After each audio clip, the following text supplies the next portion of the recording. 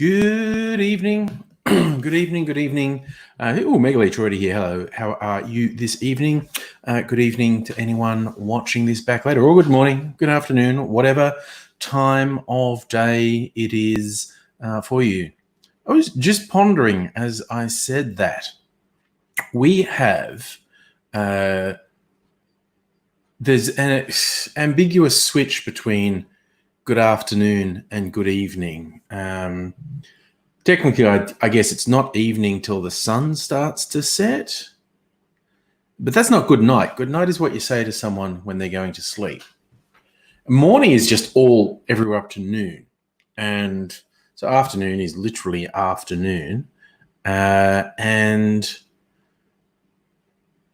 yeah, is it strictly evening? Is when it starts to get dark? That's a good thing. And hey, Luke, how are you? These are just some of the philosophical questions I ponder from time to time. What is time even, really? An abstract concept that we use to try and make sense of the thing. Peter, good evening. Oh, long time no see. Glad you're able to drop by and hang out for a while. Who knows? Well, it's not who knows. Notwithstanding the possibility of something going terribly wrong in the next couple of weeks, we're going to be able to have some level of face-to-face associating soon. There's Peter from, was it True Detective? Russ calls it time's a flat circle. Where things repeat. It's certainly a philosophy that some people share.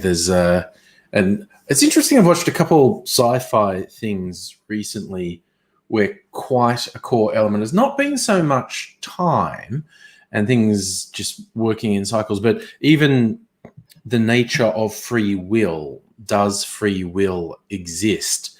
Which has been a popular philosophical musing for a while now. It's interesting what people... when did this first say, does free will exist?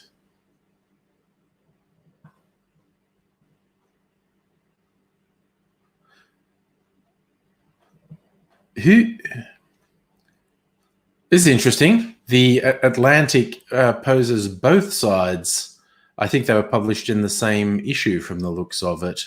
One article, there is no such thing as free will, and another one saying free will exists and is measurable. It's a philosophical question, so doesn't have a concrete answer because you can't really prove. Oh, thanks for dropping by, Megaleech. Catch you later. Peter, you like Dan Dennett's response. It basically says free will exists, but free will is not what you think it is. Well, at the very best, we always have a very limited number of choices available to us. I think the philosophy is called determinism.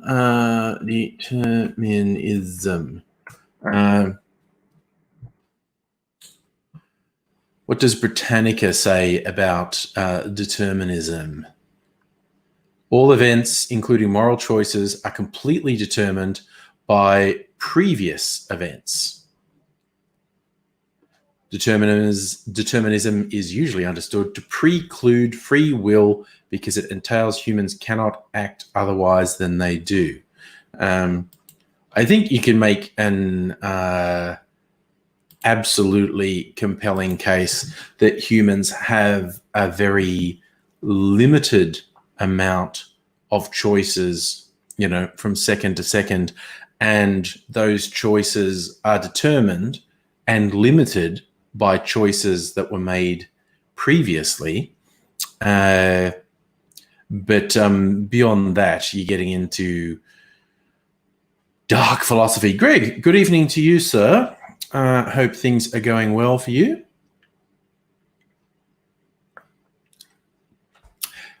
Yeah, that's a good point, Peter. I don't think determinism is all that popular, actually, but conditioning is a big factor in how you react. And that isn't even what I was really thinking of, but it's a very good point. It's all your experiences in life influence the types of decisions you are likely to make as life goes on, as in conditioning. But I was even just saying, physically, choices you make previously influence the choices you have now. Like, I can choose to stay seated or stand up. I can't choose to jump into a swimming pool because I've chosen to not be next to a swimming pool. So, I can stay in this room or leave this room. There are a limited number of choices just because of physical constraints, and those are to a very large extent driven by decisions that have been made previously, and your conditioning. Ooh, what's that on the telephone? Hey there, sunshine. Hey, buddy. You ready?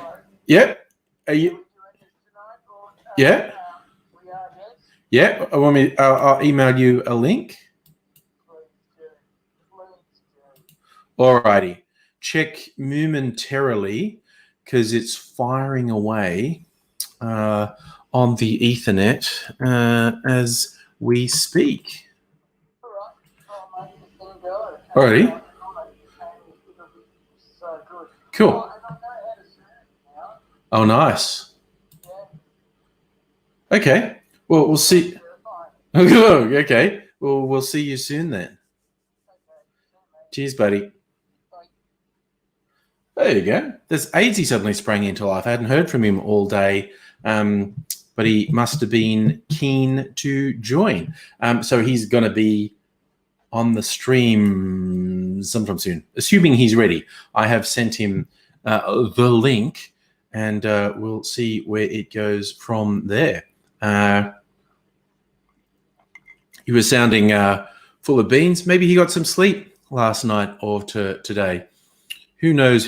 But we shall find out. Actually, the fact that we've started on philosophy would probably suit him very well. I think he particularly likes going down philosophical rabbit holes, something that he finds to be a bit of fun.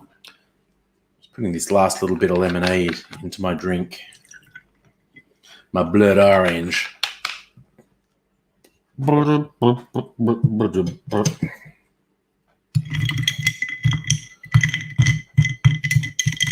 Mixy, because the blood orange juice is quite, dense. Peter, you finished Leviathan Wakes. First book of the Expanse series. I have not read any of those. Watchhead, the TV series, which is mighty fine. But yes, I hear the books are very good. I have not been reading lately, not even getting audiobooks, which is pretty slack, I will freely admit. I should be taking the opportunity to read a bit more. I started reading Jared Diamond's Guns, Germs and Steel, where he explores the ideas of why did certain societies develop in different ways in different parts of the world, what environmental factors, what societal factors led to, particularly, guns and steel are the tools of the conqueror. And of course, the spreading of germs was a very big thing for humans as well. Was that like me to lead, not read? I should read occasionally. Reading is a good and positive thing. I suppose I've been when I've been listening to stuff, because like I said, I haven't even been listening to audiobooks. The last audiobook I listened to was months ago, was Bruce Pascoe's Dark Emu, which is very good. Should be required reading in Australian schools, because it's a huge eye-opener that provides very compelling evidence about how First Nations Australians lived, and it provides very compelling evidence that literally everything we were ever taught in school, told by politicians, mouthed in the media about Indigenous Australians is a complete fucking lie. Like a giant capital L, capital I, capital E. Fascinating. And it's based on primary sources. It's based on the journals of the early colonizers. And what's hilarious is they often don't actually know what they're describing, but what they are clearly describing is cultivated lands, agriculture, aquaculture, and permanent settlements. All things we are told Indigenous Australians did not have. They didn't cultivate the land, they had no agriculture, and they didn't have permanent settlements. Turns out pretty much all the evidence contradicts this. So yikes, eh? So Luke's reading more like, no, it's consuming. It's consuming books, Luke. I very much am opposed to talking down audiobooks. Yes, Peter, audiobooks with a long walk. Excellent plan. You've started Dark Emu as well. Yeah, it was very good. Really enjoyed it. Addie, hello. Nice to see you as well. I can't post comments. Oh, God. Facebook is still not playing nice with StreamYard. I think I'm streaming successfully to Facebook, but I think if I post a comment, it won't show up on Facebook. But I'm hoping that comments that anyone happens to post on Facebook will show up in my StreamYard window. And it does. Okay, I'm reassured. And I can leave that alone now. Shut the old window.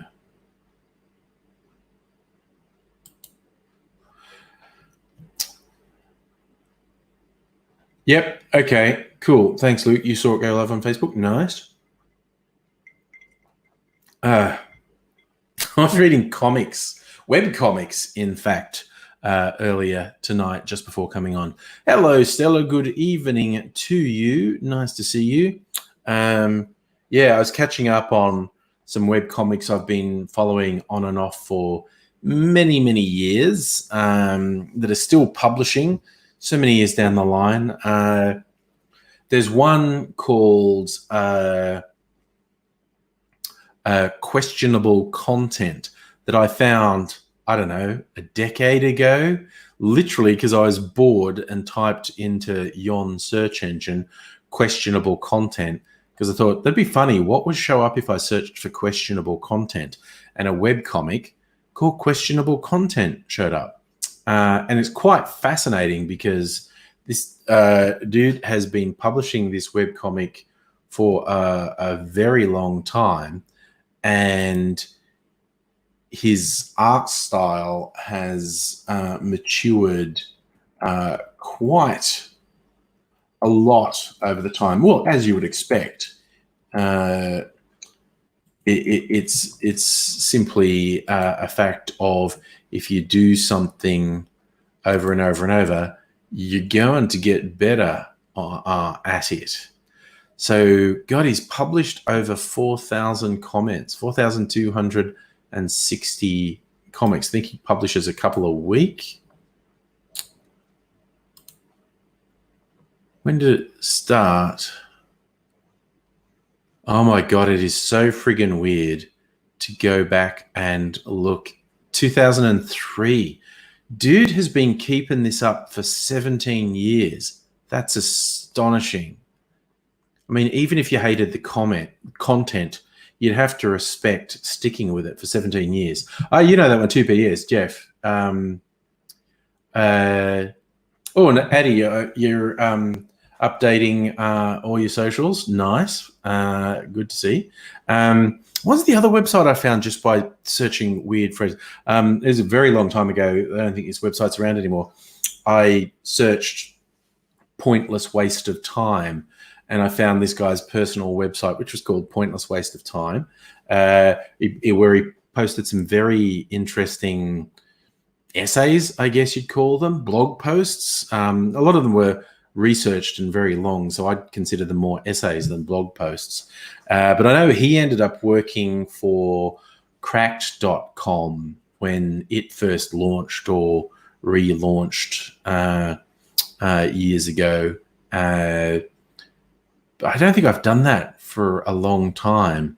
Just randomly searched a phrase to see what came up. It was the other webcomic I was looking up. I think the creator of it is actually Australian or lives in Australia.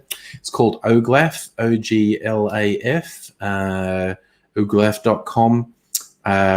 Very funny sort of fantasy world comics, lots of which are about sex. Not all of them, but a lot of them. And I didn't find this one randomly. Someone pointed it to me because in the very early days of this strip, which again has been going for a very long time, there was this storyline that was known as Cum Sprite, because there's this like apprentice in a castle. When he's whacking off, his semen comes to life, and it's because the queen is a sorcerer, and it's some sort of curse she placed on him, saying, "No, you're not allowed to wank, and I enchanted you so your sperm would come to life and tell me if you did it." And it's a very funny comic. Very good artist as well, and she, like I said, a lot of them are about sex. Not all of them. Lots of them. But really fun, absurdist, almost Monty Python sense of humor in the Oglaf comics. And again, someone who has kept that running for such a long time is a really fine effort. Webcomic published by Trudy Cooper and Doug Bain. Launched in 2008. So they've kept that going for 12 years, which is absolutely amazing to keep producing content and good quality content for those years. And there was another one someone pointed me to, and I quite enjoy. Or maybe I randomly searched this as well, because it's a fun name for a superhero comic. It's called Strong Female Protagonist, and is like a superhero comic. So it started in 2012, but has been offline for like 18 months now. They haven't updated it. 18 months ago, they posted one saying, "Oh, we need a bit of time to do the next chapter. We'll be back soon." That was 18 months ago. They haven't updated it for 18 months. So, but it was fun, is fun. If you've never seen it, it'd take you a while to get through it. There are a lot of episodes there. Oh yeah, Peter, that's another one. XKCD. I was catching up on XKCD. Randall Munro he's become a bit of a bloody multimedia guru. Does all sorts of things. 2005. So that's 15 years of consistent content on XKCD from Randall Munro, and that one has done some weird stuff because you look at it, and go, oh, it's a stick figure comic, and is usually quite funny inside, very nerdy, possibly even more so in the past, but still lots and lots of nerd and tech humor in XKCD, and it's deceptive because you go like, oh, he just does stick figures, and did stick figures at the start, still does stick figures now, but every now and then he does something, and it's hard to describe it. He really taking advantage of what you can do with a web page, where the thing will actually be huge and you can scroll all over the place, and it's very rich content. It's very hard to explain. You really just have to see what it is he does with it occasionally. But yeah, what was interesting is because, he's just a guy doing these little comics. They got popular. So he started doing merch. I've got some XKCD merch. I've got a couple of XKCD t-shirts. And the merch was really popular. So he quite ramped up how he does it. And he ended up getting very efficient with his merch empire, and that became a side business for him. Like, I think like a really big site like Reddit or Imgur partnered with him to do merch because he was so successful at doing merch. So it's probably not something he envisioned being part of his business. Aussie Gun Bunny, how you going, mate? Good to see you. It just reminded me of another one, another web comic I like, The Oatmeal. How long has The Oatmeal been going?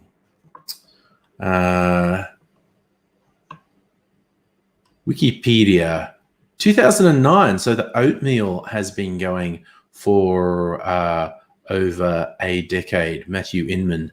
And he did a side thing. He did a game. I've got the card game. He did a crowdfunding for a card game called Exploding Kittens.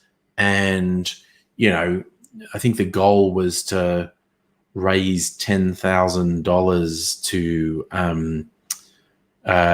make this game and ship it. And for whatever reason, largely because he'd earned a lot of goodwill from his fan base all the years, whatever reason, it caught people's imagination. They got millions of backers.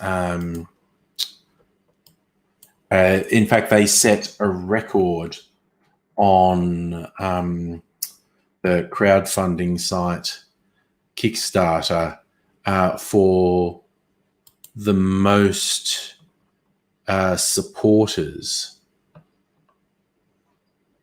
Like, okay, over almost 220,000 backers pledged over $8.5 million. So basically, he and there's a couple of other people were involved in developing the game. They became millionaires out of that. So wowzers. And I think they're very humbled by it. They actually did an extra little treat on the packaging that cost them $1 million to do. But I think they felt so overwhelmed by, oh shit, we literally got millions of dollars coming in that we weren't expecting. That's really wild. But you never know. You never know what's going to happen. Was that Aussie Gun Bunny? You had watched a live stream. Oh, I heard about that. This guy, Watsky, broke the world record for longest freestyle rap, over 33 and a half hours. I assume, like, again, if this was like an official Guinness record, there's usually rules like you're allowed to take short breaks at set time periods, but not enough to sleep. So how he kept going for 33 and a half hours, like you're allowed to have occasional toilet breaks. And I think it varies from thing. I'll see if I can find a story on it, actually. Free, okay, fuck with the typing. Freestyle rap record. 33 hours, 30 minutes, 30 seconds.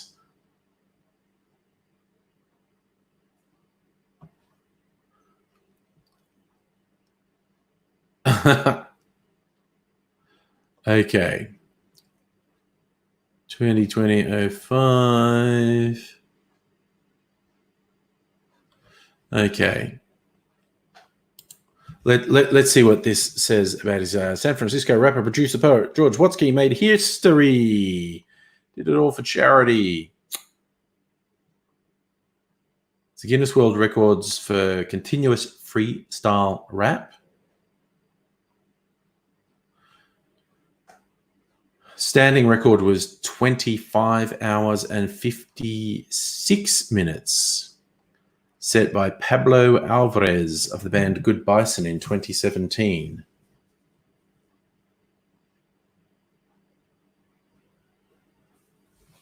So,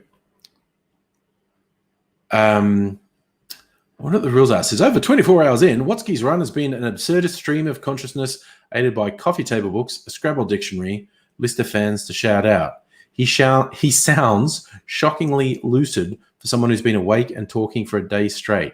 But it's dead weird watching someone empty the contents of their brain in real time for that long, wondering out loud how to pronounce the sound that a motorboat makes, detailing the virtues of chapstick, rating his own butt on a 100-point scale.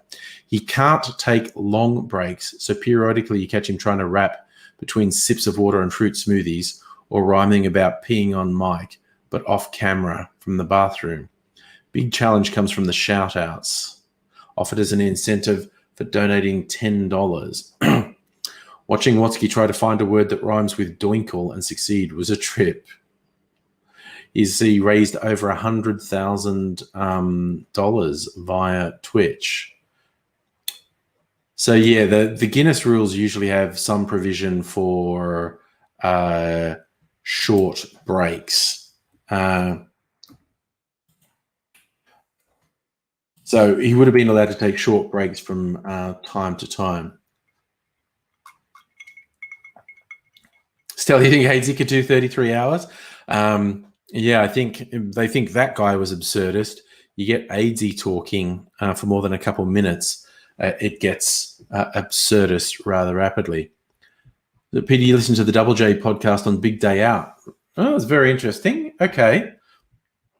Big Day Out was so weird because, like, you know, started off 1 year, it was successful, eventually turned into this national thing, was huge, and then they had, is where you find out how expensive these things are to produce, because it takes tens of millions of dollars to put that on, because you know, they got really big acts for Big Day Out, and they had a really big setup, and then run it to multiple cities. A lot of people don't appreciate it actually takes tens of millions of dollars to set that up. And they had one bad year. You know, it was a fixture every summer, the Big Day Out. Every summer, the Big Day Out. And then they had one bad year. And I think it was because, what was that you're saying, Adele? A guy called AJ took over, ran it into the ground like it did Soundwave. I will take your word for that. I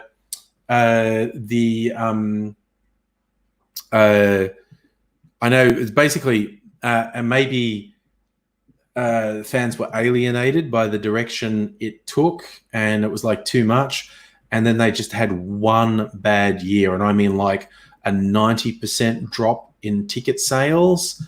And oh yes, you're noticing my shirt, Aussie Gun Bunny. That is in fact a Snorlax Totoro mashup. Well spotted. Yeah, they had one bad year, and like 90% drop in ticket sales, and that sent them broke, bankrupt like that. Those, particularly apparently the Western Australian Big Day Out on that last year, they sold like fuck all tickets, like a couple of hundred tickets, and there were really big bands. Like apparently it was like I was trying to think who's the big one. I was going to say Soundgarden. It's not Soundgarden. It was one, but it was a '90s band. Oh God, brain is blanking on who it was, but it was like this really big band playing on a stage with an audience of about 100 people, which is surreal. Yeah. Oh, yeah. I don't doubt that he never paid a bunch of bands, Addy. He had been, claimed bankruptcy. I think he accurately claimed bankruptcy. It's still shitty. Look who's joining us. Look who's joining us. The man, the legend. He's here. I have been trying to join you for the last 20 minutes, and I've been swearing a lot, and then looked up and worked out that I wasn't actually joined in anymore. Ah. So that was embarrassing on off of me. But tell us stuff. Well, we weren't because talking I've got philosophy. things to tell to you. Yeah.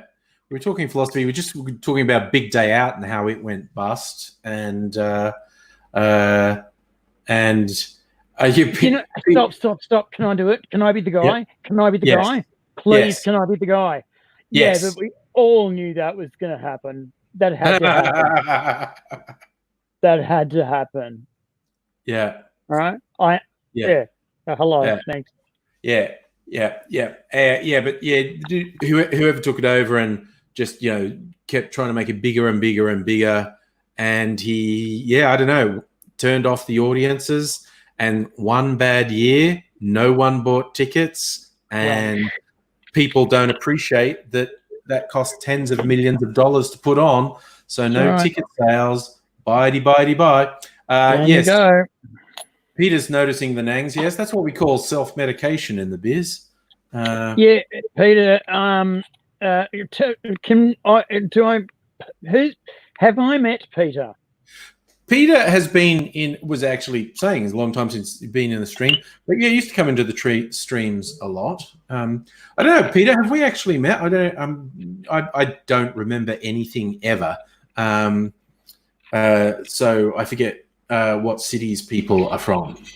All right. When was the last time we would have met personally, face to face? I don't know if that's a thing. And they're asking, why did the ticket sales bomb? I think because the ticket prices went up. The dude who took over the Big Day Out kept trying to make it bigger and bigger and bigger.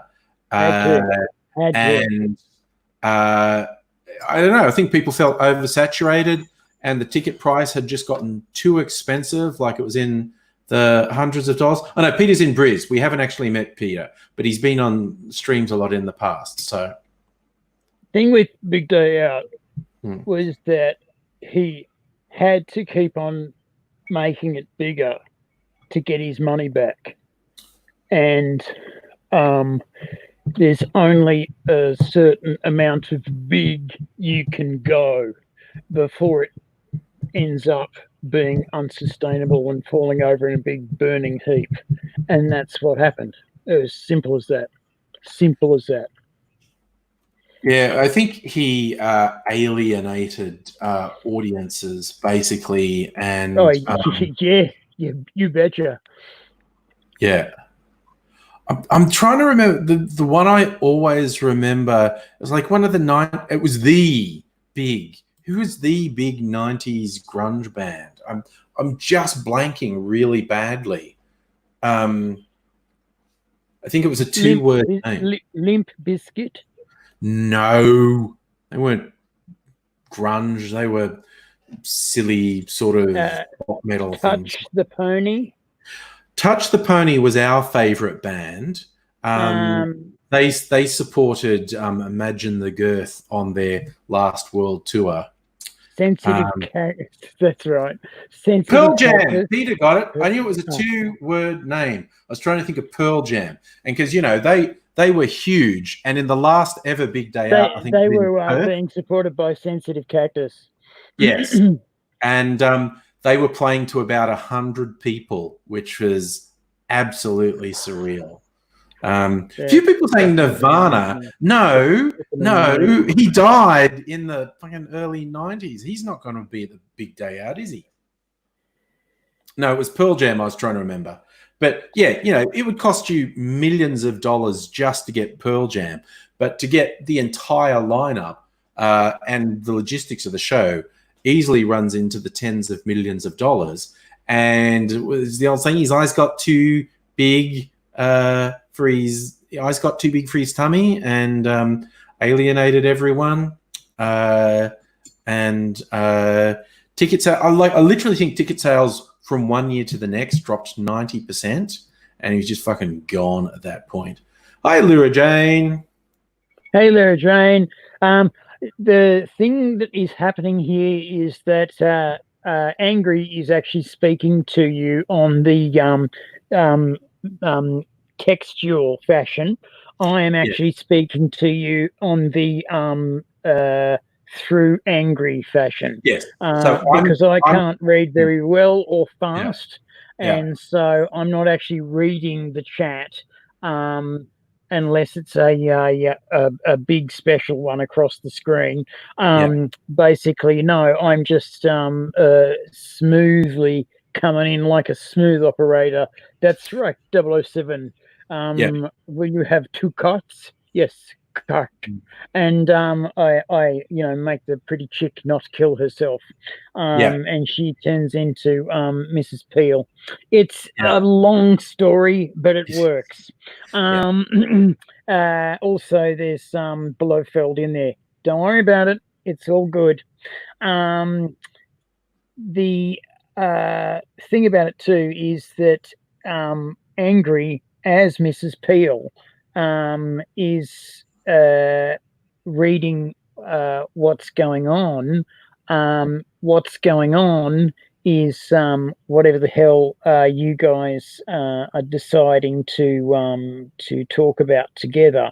What's interesting is, as I'm reading it from the point of view of an outsider, I can give you perspectives on it that don't usually turn up. Really don't usually turn up. And I'm usually not as stoned as you think I am. Just tired. I am usually just tired.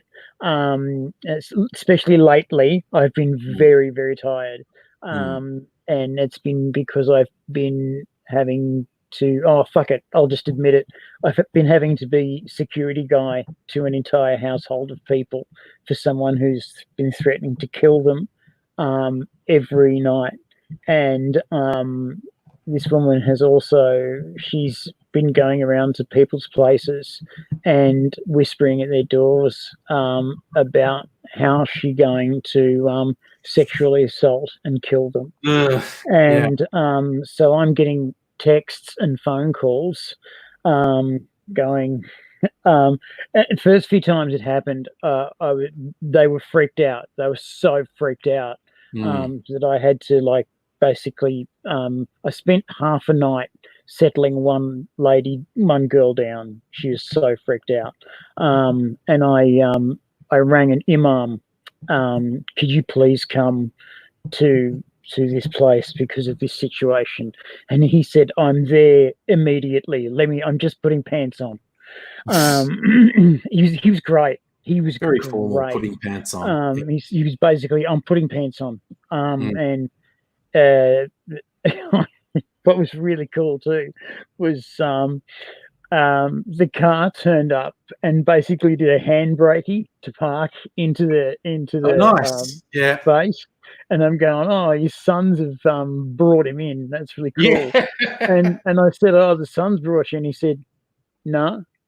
That was him doing the handbrake. It was like him doing the handbrake. And then he was and he basically he talked it down out of the tree, and then he grabbed pretty much everyone else and said, hey guys, do you want to maybe talk about what's going on, because I know the other Muslim kids are freaking out and they're going to need your help. And so he was gently bringing them in to this whole circle of, it's going to be okay. It's going to be okay. And I'm going, hey, this guy's done this before. He's good at it. He's a good.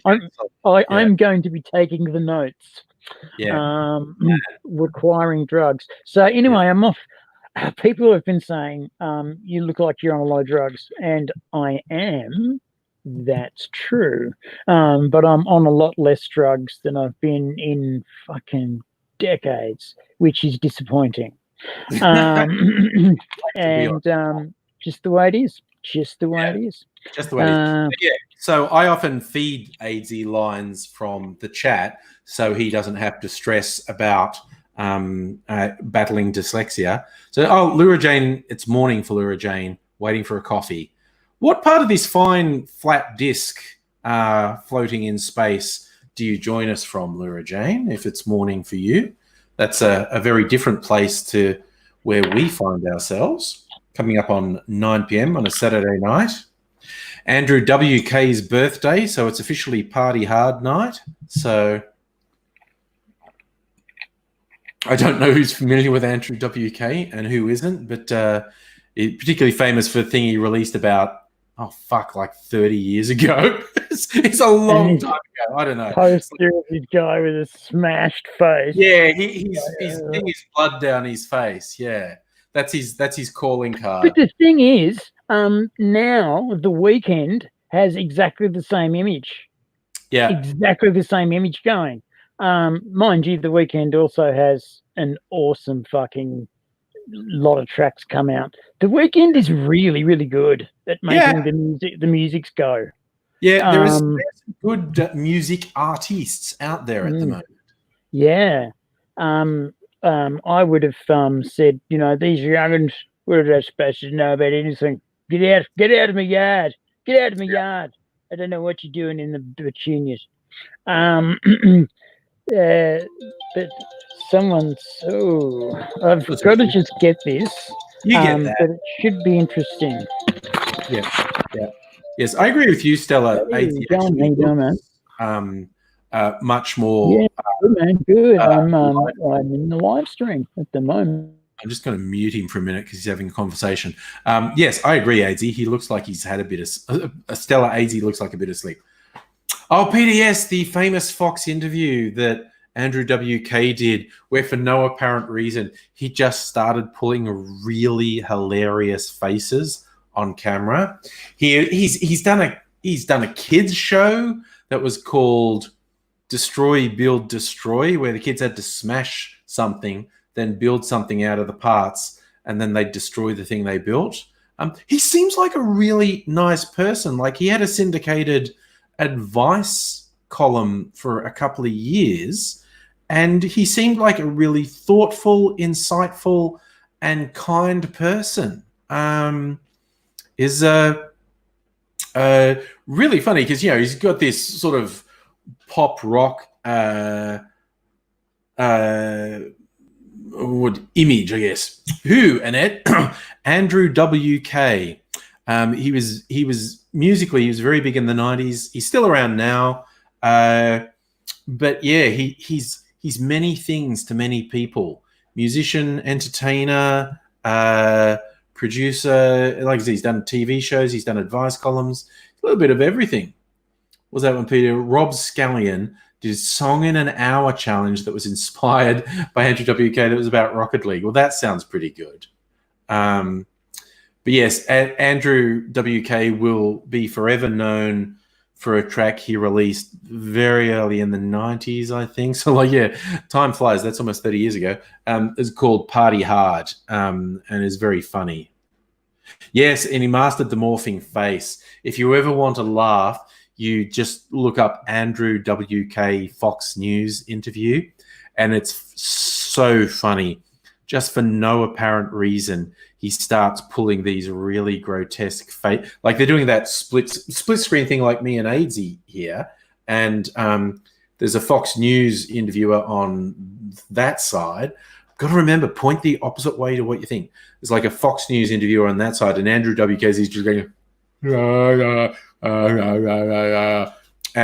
because he's like this big dude with really long sort of heavy metal hair, and it's really quite funny. So yeah, he seems he's obviously talented, quite a good sense of humor, and on top of everything else, he seems to be a very intelligent and compassionate and open man. Aussie cunt bunny. Okay. So, Abby, you're supposed to be in bed. Okay. This is what I'm hearing, Abby. It's time for nighty nights. Nighty nights for Abby. I'll do a lullaby if you like. I won't sing it. I'll do it as a poem. There's a band I love from back in the 80s, and they had a track called Cradle Song, and it's like their version of, and it's the song itself is a beautiful lullaby. And so okay, Addie, if you promise to go to bed, Abby, I should say, Abby, hanging around with us again, money.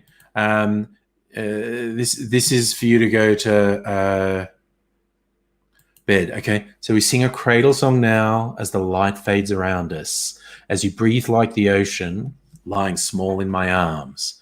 See it all in a moment, you so young and unclouded, shining bright as a lion, feel the motion of time. As the world rolls away from the sun, I can feel your life burning, unlived moments within you, further than I can see. May the fire be your friend and the sea rock you gently. May the moon light your way till the wind sets you free. So that is your good night call, Abby.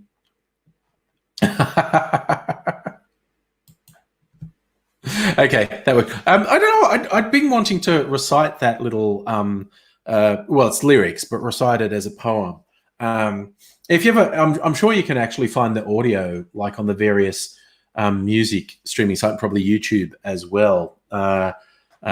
If you want to know the sort of music that I was into in the 80s, Shriekback is one of them. They had a bunch of great tracks. Very diverse. A lot of it was very dance oriented. It was this very interesting crossover. Like you could see they came from the same sort of new wave stuff as like New Order and The Cure. And some of their stuff is a bit heavier and some of the stuff is much lighter. But yes, that's the music of my vintage. Things like New Order and The Cure and Shriekback, the Smiths, and things like that.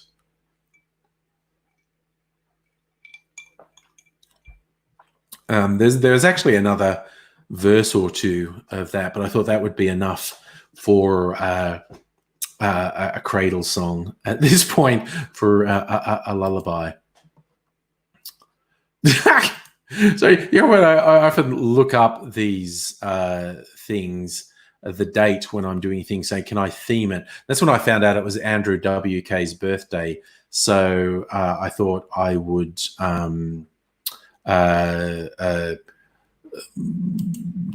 dedicate it to Andrew WK's birthday. But there were lots of other things I could have done. Peter, you're on a crust punk kick. Nice. Addy, been reliving emo days with Fall Out Boy. Nothing wrong with emo. Because emo came straight out of the stuff I listened to.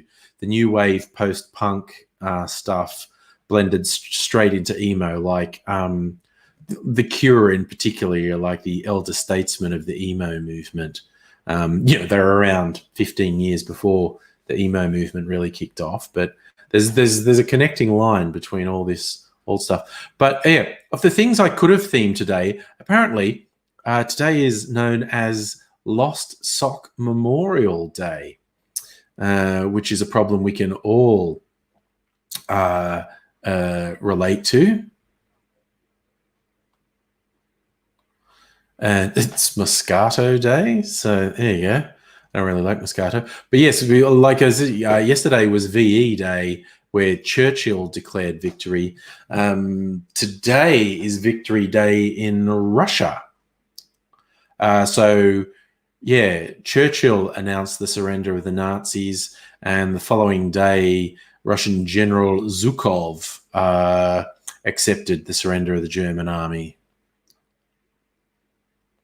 Moscow's an hour ahead of Berlin, so confirmation of signing came late at night. Hence, most of Europe celebrates 8th May as VE Day. Russia, Victory Day is the 9th. There you go. So that's why it's a different day in Russia, just because of time zones. There you go. Wait, what's this? World Cocktail Day, which is like my day. The 13th. Ooh.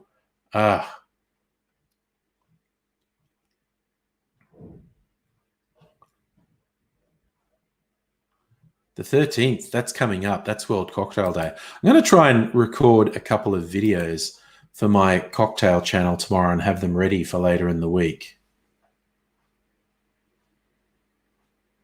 Peter, you like the Midwestern emo bands coming out? Yeah, there was a direct link to hardcore bands, punk, new wave, all that sort of stuff. Catherine, that's a good one. It's Lost Sock Day. I do like the cocktail site that I look at, because the Difford's Guide has cocktails of the day. I love the names they've suggested for Lost Sock Memorial Day. You could, to mourn your lost socks, you could have a drink called the Lone Ranger. You could have one called Perfectly Paired. Or you could have one called a Tanglefoot. Let's see, what's in a Lone Ranger? That's a tequila drink. Tequila, lemon, tequila topped with champagne. Goodness me. That's an interesting one. What's a perfectly paired? Perfectly paired is pear puree with kashaka, which I have, and liquor 43. Another one topped with champagne. What's with this topping things with champagne? I don't really like champagne. What's a Tanglefoot? Bacardi, it's a rum one. Swedish punch, lemon and orange juice. So pear puree and kashaka and liquor 43. I've got kashaka and liquor 43. I don't have pear puree.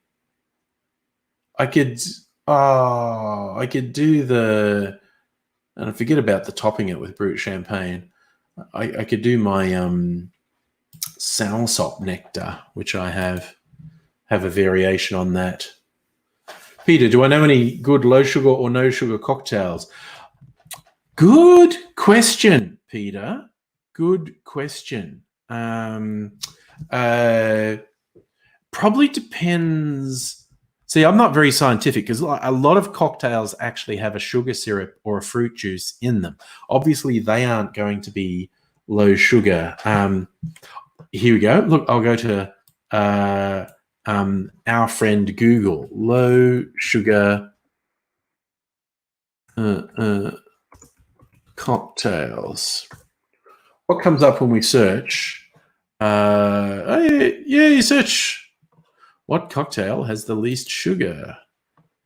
Okay, look, okay. Anything, the simpler ones are going to have less in them. And so here this 10 lowest calorie cocktails: vodka sour, a Sazerac, which is one of my favorite, which is basically just an old fashioned with a splash of absinthe in it. And an old fashioned is actually slightly sweetened whiskey with bitters. So a Sazerac is whiskey, a sweetener, and bitters and absinthe. Paloma, Mojito, Martini, a Gimlet. Yeah, I would just, if you're looking for ones, I would, there's a huge amount of search results for low sugar cocktails. Also, as I said, sugar syrup is a big thing. Oh, are you back, Easy Man? Or are you still occupied? Occupado? Okay. We're communicating through sign language, which is fine.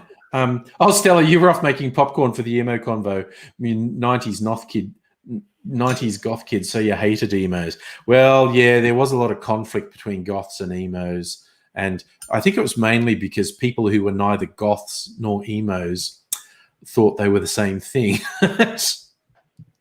Coffee and chill, you love an old-fashioned. Yeah, an old-fashioned shouldn't be... You know, I'll show you what I got. Am I back or am I just out? No, I kept saying you were back, and I didn't know why you weren't saying anything. Sweet. I was just going, I'm cool with being out here. I don't know what's going on. I saw a situation with an emo and a goth who'd got busted having an affair together by their general Oh, no. friendship groups. Yeah, and they were shamed. Juliet. They were in the court of general shame.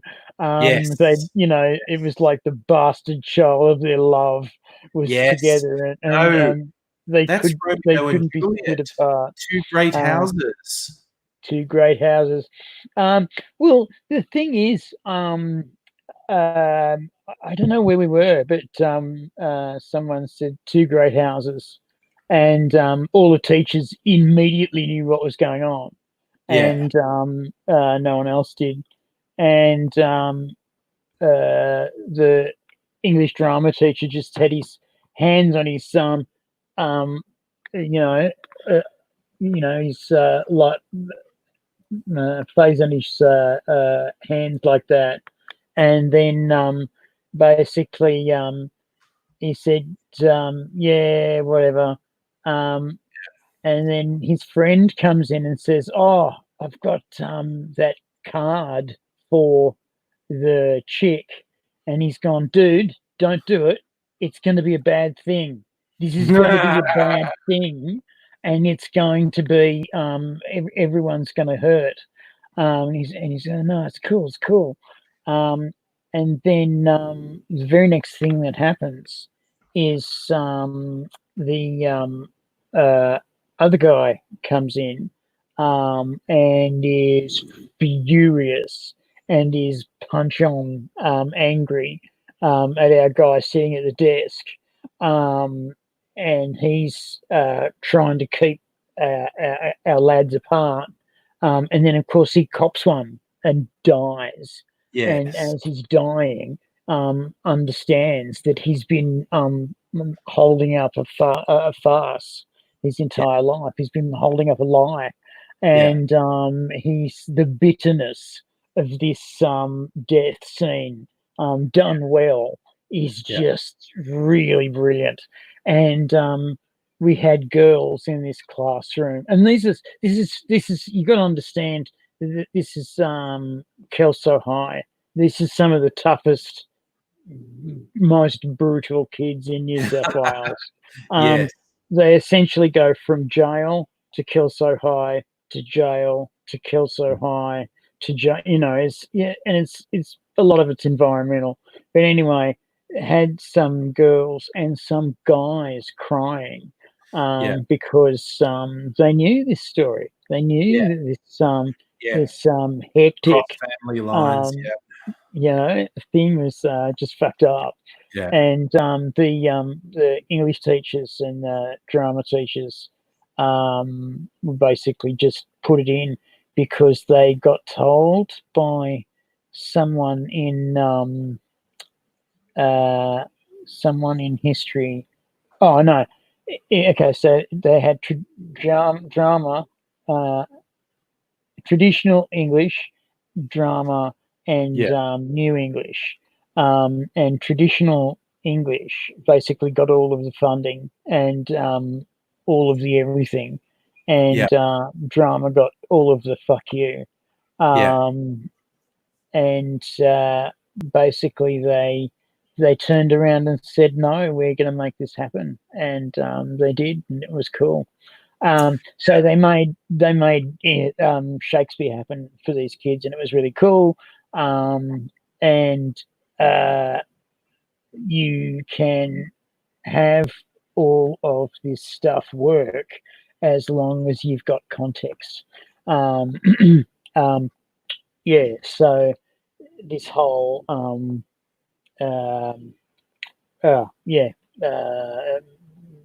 two great houses and upon a fifth. Yes. I'm trying to make everything shorter tonight because I'm That's trying okay. to make everything less rambly. However, I can't when it comes to my dick because it's fucking massive and causes seismic events. Yeah, that's it. I think Fletcher appears to be aware of Kelso High. Sue Klaus is saying that I tested a comment on Facebook. I was worried Facebook's been playing up with StreamYard, and I wasn't sure if I'd see any comments from Facebook, but I do. Sue and Fletcher are on Facebook. And as we were having a conversation a bit about low sugar cocktails, and Aussie Gun Bunny saying, could you make a low sugar syrup out of stevia? Yes, those other sweeteners that are 100 times sweeter than sugar, so you end up with a much low calorie sweetener. Although then that won't form a syrup, so consistency, it'll only be a minor thing. But if you make your sweetener for a cocktail out of stevia, it won't be the same mouthfeel, as people like to say, as one made with a sugar syrup. Why don't you get a park killed stag or a beefed tin and just take the beef gel or the stag gel and use that as the thickener and then put simple sweetener like sugar or children's blood in the middle of it, and you can have off the top of my head, I won't do that because it sounds gross. It sounds quite disgusting. Doofy saying he hasn't watched my content since 10 years. Still here, brother. Just chilling. I was going to show, because we talked about an old-fashioned earlier. I actually got this. This is a bottled old-fashioned from an Australian whiskey maker, Starward. And this is basically 10 old fashions for $50. I couldn't resist. 10 cocktails for $50. So, because an old fashioned is basically just whiskey, sweetener, and bitters. And as I say, this is a perfect balance of sweetness and aromatic spice, highlights our red wine barrels, and adds an Australian twist with our own blend of wattle seed bitters.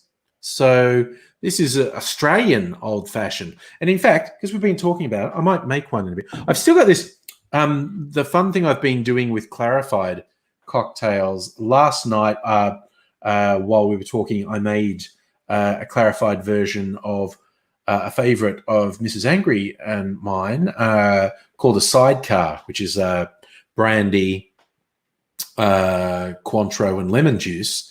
And yes, so it was quite brown because it had brandy in it. You run it through the milk clarifying process, and you get this almost clear, very light yellow. Looks a bit like white wine, basically. Adele, you were going to bake tonight, but you're tired. Oh, you've been gardening, removing jasmine. Yes. Yeah. That's fair. My offspring, young Ms. Angry, was very much into the baking today, which is a huge bargain for me. She'd made some chicken curry the other night, and there was still some leftovers. So she just had this idea. She made a bread dough, and then we've got this big cast iron pot that she also uses for her sourdough making, and basically heated up oil in that. And she got this bread dough and put a spoon of the curry in it and wrapped.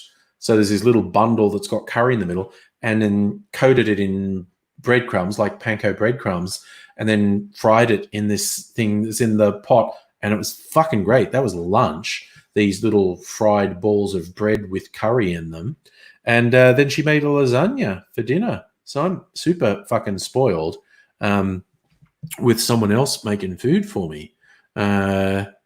Big Bad adds into baking in the quotation marks. That sounds really shifty. But baking into the. Sorry, go on. No, just saying. Stella's saying she's done think. today. I'm on board with that. So yeah, I was just thinking something along the lines of baking into the quotation marks. There's getting baked. Yeah. And I'm seeing a whole bunch of The Godfather with baking. They were very into the food in The Godfather, weren't they? Sorry? All the mafia movies are really into cooking. Yes, deeply into cooking. And I was just, I was just thinking of something about I just wanted to see some guy wake up with a tagliatelle in his tagliatelle lasagna sheet in his bed next to him, and him freak out because a quarter of it's like missing from the from the pan, and him like lose his mind and stuff like that. You know, I don't know. Make him an offer he can't refuse. Yeah, The Godfather. Make him an offer he can't eat. Oh, fuck. Swallow was the word I was trying to go for. Sorry. What were you saying, dude? No, as you say, the great lines like take the gun, take the cannoli, leave the gun. And yeah. Yes, that's right. Yeah. There was that great thing in the what was the new version of The Godfather, the new kids? I was thinking of Goodfellas. That was a more recent mafia film. It was the family and they were called Corleones. No. Oh, anyway, you're talking about the TV one, The Sopranos. Yeah. Sopranos. Yeah. Right. Okay. So Tony gets sent in to get the fucking oh fuck, I'm not going to remember any word. No, just let it go. We were just like, it was good, I'm just going to let it go. Actually a really good joke. Who was when one of the bosses got arrested or killed, he was doing it, and there were people being really difficult to him, and he was super stressed, and he was constipated from the stress, and he actually died on the toilets. He popped a blood vessel in his brain, had a fatal stroke on the toilet from the stress of trying to run the family. Yep. We've all been there. I've been trying to run families and nearly popped one out of my bomb. Happily though, I've got go on. Peter brought up a good one. Did you ever see the movie called Ghost Dog: Way of the Samurai? I did. Yeah, I have not only seen it, I have read it, and I have performed it. I have performed the actual part of Ghost Dog. I thought I was going to get the part of Ice Cream Man. And no, the director turned around and said, "No, you're Ghost Dog." And I went, "But I'm not a Taoist, and I don't understand anything, and I have no martial arts experience whatsoever." And the other guy who did want the part wanted it pretty badly and had all of these things. And he was he was a little bit salty that he didn't get it. And I'm just going, it's not on me, And then later on, he said, "You could have refused it." And the older older theatre guy with us said that's why you didn't get the part about Taoism, you fuckwit. It was a thing about humility, and Yes. this is how you react. So Yeah. maybe you should have thought that one through. Yeah. But Ghost is awesome. It's an awesome It is. show, Very good movie. and the hardest thing to do in Ghost Dog is the boat. Do you know what I'm talking about? No. Okay. You've either read it or seen it, right? Yeah. Okay. There's a guy who builds a boat about 3 On the stories roof. roof, and there's absolutely no way he'll get it down. Yeah. But he's been building this boat with beauty and wonderfulness for ages, and everyone who sees it, and because there's lots of different languages in the area, go, how's he going to get it down? And everyone has the same line, and because it's subtitled, Yeah. you know that everyone's saying the same thing, and eventually it all comes to a screaming horrible end. Yes. I would like to be paid on March the 1st, please. Yes. It was another wonderful line in that the little girl's sitting in the kitchen reading in the way of the Tao, and the mother is cooking, and she goes to the daughter who's reading, and she says to her, honey, you're in the way. And if you go through the implications of in the way, there's it's actually about 6 levels deep, and it's really a really wonderful story in a time where there's not really wonderful stories anymore. Yeah. And there's not really wonderful philosophies anymore, because that's all about martial practice, and yet there's 6 hits in it. There's actually 6 strikes in the whole movie, but it's all about martial, fighting. It's all about fighting. Yeah, and the way of the way of fighting, and to have a little bit of respect and dignity for yourself. No, I won't go there. I think 2 people have made the mistake, because I titled this "Happy Birthday, Andrew WK." They think it's about me. It's not my birthday. My birthday was last month. It's actually the musician Andrew WK. And hi, Abigail, by the way. Look, I've made my old fashioned, and I'm being super fancy tonight. And I've peeled a bit of orange. Going to express some orange oil into it because I'm a fucking professional. Squeeze a bit of orange oil into it, and the fun trick is you wipe around the rim of your glass with the orange oil. So it's basically then with every sip you get an inhale of orange oil, which just adds another dimension to the whole thing. So yeah, and this is just a pre-bottled old-fashioned, and it's fucking super good. Like I said, I'm trying to get more Australian products, support more Australian things. Starwood is an Australian whiskey maker, and I couldn't resist when they had a bottled old-fashioned. So the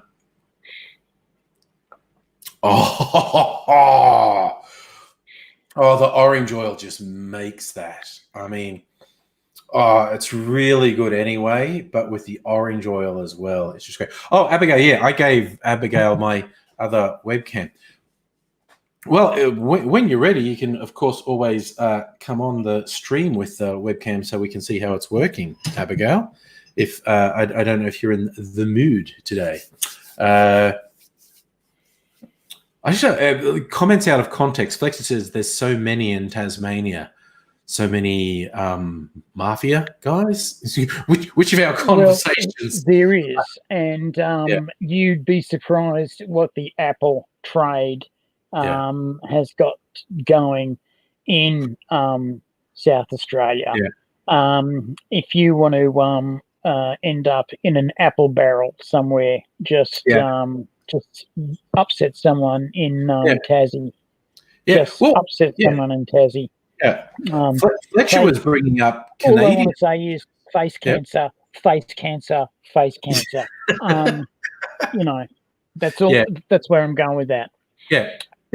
Fletcher was bringing up organised crime in Canada. It's rife in the maple syrup is worth so much money.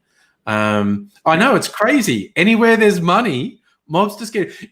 In Darwin, in the Northern Territory, the police have a special division, the Mango Squad, because the first mangoes of the season are worth 10 times more than the rest of the mangoes. So people will try to find out whose mango crop is ripening first and try and steal it. And there's quite a significant crime ring involved in it.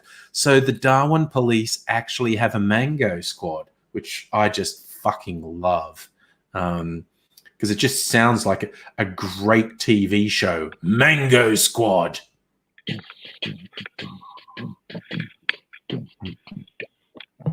Oh, Peter's been a bit bleak. Police in Queensland say there's no organised crime in Queensland because they're the criminals in Queensland. Harsh, but probably fair, Peter. That's not a sentence I'd say out loud if I was actually in Queensland, but I think I've said it out loud in Queensland and had the shit kicked out of me because they were being playful and I was a tourist. You know, I only had to go to hospital for a day and a half. I had a thing when we were in uni. I had a sister who lived in Brisbane, and I was visiting her one holidays. And, you know, so I'm at uni, so I've got the spiky hair and whatnot. And these two quite young, I think they were older than me because I don't think I was even 20 at the time. But they were like young to possibly mid-20s. But they were both 7 fucking feet tall, huge fucking coppers walking towards me. And they seemed to be having a bit of a giggle and a joke as they got closer to me. And my paranoid mind thought it was about me. And I'm going, don't be stupid. They don't even notice you. Why would they notice you? They're not having a little joke about you. And then when they got up to me, they actually said, nice haircut, mate. And they'd been laughing at my haircut because apparently no one in Brisbane looked like me. And it was really disconcerting to have these two monstrous fucking Queensland cops pay attention to you. It's pretty disconcerting to have monstrous Queensland cops pay attention to you in any situation at all, really. Even if it's things like, do you have a car? You know, that, again, terrifying. I don't know what it is about Queensland and their police system. You know, it's like they have the criminals, the violent criminals, and the police, and they have a coin, and they flip the coin, and that says which one of which you're going to be. And it's, you know, I think things are probably different now. But it was a little. The Fitzgerald inquiry changed it a bit. Yes, of course it is. And there were some events that went down. There were murders, as child murders, actually, that went down. And we're not talking about organised child sex murders or anything like that, though that was happening. No, we're talking about murders that weren't being solved in a Oh, timely yeah, manner. yeah, We're talking about crimes that were being solved on a per capita per cash basis. The more money you have, the more crime or your crimes you get yeah, solved. yeah, It was stuff like that, and yeah, it was starting to get. It was too much. It was too much. yeah, yeah, And yeah, it was. Um, um, it was getting. It was getting out of control, yeah, and they had to fix it, and they did, and yeah. it was pretty cool. And then I could go back and be a cock smoker with my new friend in Queensland without fear of actually being killed, being beaten nearly to death, definitely, Yeah. but not actually killed. I've, by the way, worked Yeah. out which tablet I'm getting. Okay. Um, Good. it's basically the middle-sized one. Okay. Um, and it's going to end up being something like just over $1,000, um, and it's going to be paid off over 3 years, um, and it's going to be something like between 35 and $45 um, a month if we pay it either in 2 or 3 chunks and leave it there. It'll collect interest as it goes, Okay. and then at the end of it, we just suck out the interest and put it into something else. Yeah, there you go. Yeah. It's a really simple system. It doesn't have bells and whistles. I'm just going to make sure it's got enough USB ports Yeah. to have stuff to go into it. But beyond that, yeah, no, I'm really happy about it. Oh, cool. Really happy with it. Yeah. Yeah. I like a view of the takes on Queensland crime. Bobo saying, no, there's no organised crime in Queensland. Plenty of crime. They're just very poorly organised. That's pretty good. So who's okay? Okay, Yeah. tell me who is everyone? Because, like I said, I've been out of it for a while. I know ScoMo is our prime minister. Now, my mother said, Yeah. and she said, I'm shitting myself because our prime minister has actually started to be more popular. And I Oh, went, yeah. no, No, the whole COVID-19 is making him very popular. Yeah. It's just, because people are idiots, basically. yes. Okay, I'm going to let that go. Yeah, just let it go. But he is. He's But very popular. I've had a very, very difficult few months. I'm going to just let it go. Yeah, that's probably best for your mental health. Mm. So, wow. Wow. Because, there's been people in America refusing to be treated by Asian doctors because they're going to get COVID-19. Yeah. Also, those same Asian doctors are basically there to give everyone the disease. So you got to watch them. oh yeah, You got to watch them. Frankly, they're yellow, and there's nothing you can do about that, except for get you some AR-16 rifle, and get some, Marine. I have no other language for that. Bloody, I was on a train today, Yes. and the thing basically hit the brakes really hard and stopped. Yeah. So it just basically slammed on the brakes, and I thought, oh, this is not going to be a good look. And there was lots of ooh, ah, ooh, ah, and there was lots of actual people moving around the carriage going, are you all right? And anyone who was elderly looking was actually checked out by people. Yeah. Okay. People actually went up to them and said, hello, how are you? Can you tell me if everything is okay, and you can this and that and all that? Yeah. And that was kind of nice. Basically, there was just not enough people in and around the train, or in and around the tracks, or in and around the stations to make the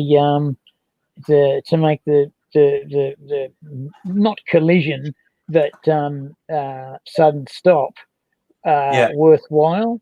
No one was gonna get a bad one. It's like that thing that's been happening in the road lately, where you've been able to cross the road with no hassle. You know. So I was just thinking, if we could play hit the ScoMo. So you put a ScoMo in the middle of High Street in Northcote, and then you drive people up the road with a blindfold on in a car, and if they hit a ScoMo, then they win cash prizes and a house to the value of. But if they don't, then that's okay. It's just reminds them of Nam anyway. So I was just thinking that could be that could be a fun post stay at home working holiday exercise is to run over ScoMo. Yeah, well, you wouldn't want to stand on a road for too long, I don't think. No. Tell you what, I'm going to make a drink that I saw on one of the cocktail channels I like, called the Educated Barfly. I'm adjusting it slightly because he said put ginger syrup in, and I don't have ginger syrup, and I don't like ginger very much. I'm going to do my own homemade syrup, which was made of unrefined coconut sugar, which is why it's so dark. But it's got a really nice flavor. This is called the Thin Margins, and it's based on gin and Pimm's. So I'm going to use this sexy Australian gin I got recently.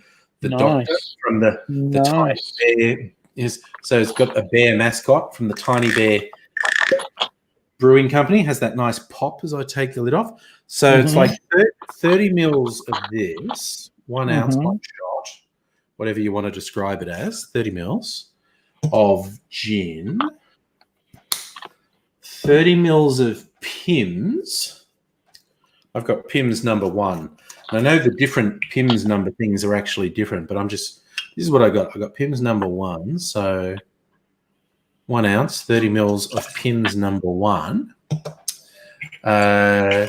Now, also, lime juice. We want 1 ounce of lime juice. Use this up. About 1 ounce. There we go. But that's not too much.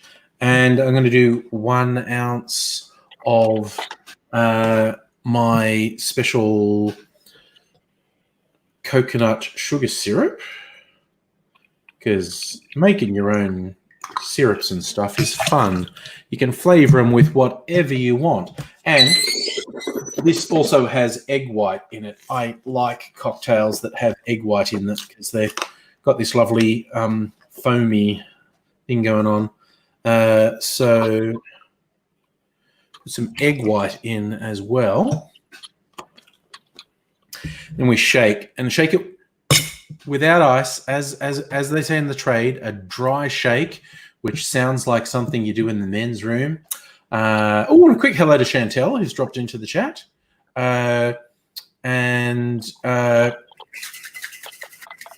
Because if you shake once without ice and once with ice, you get a better foamy head. Some people say you do a dry shake first, and that's what I'm doing, and then you do a wet shake, a shake with ice. And some people actually do the reverse. Do it with ice first and then without ice. Two schools of thought. Yeah, Chantel. Well, you know the chemistry behind that, but yes. I'm not going to go into it. The egg white is emulsifying while it's in. Yeah, exactly. So the citrus juice is actually basically, I'm putting one big block of ice in there to shake it up now.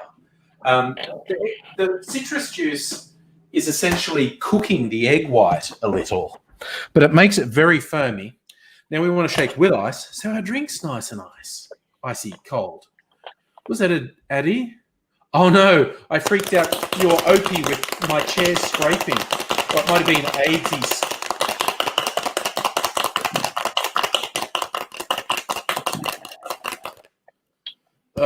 Okay. Ooh, this is a beautiful color. And it's got a nice foamy head on it. We just want to filter the ice out. Oh, I'm using the same glass that I had my old-fashioned in, just for convenience.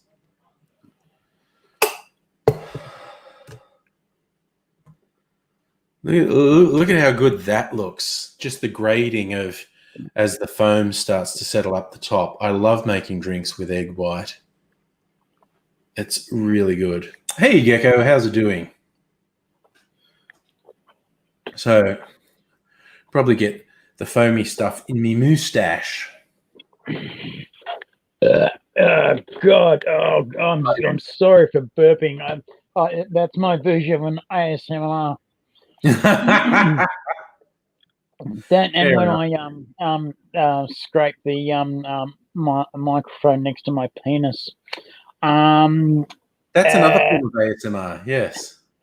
Yes, I just had a look at my eyes and my face, and I need to get to me a psychologist. Fair enough. As soon as possible. My God. I had no idea. Wow. There you go. There you go. Oh, Abigail's ready to stream. Okay. It's invite time. I did promise this to Abigail, but if anyone's got a webcam and wants to join us, I'm just going to put the link in there. There we go. Peter reckons ASMR would be good. See, as you leave it stand, because the egg white thing, it separates out even more.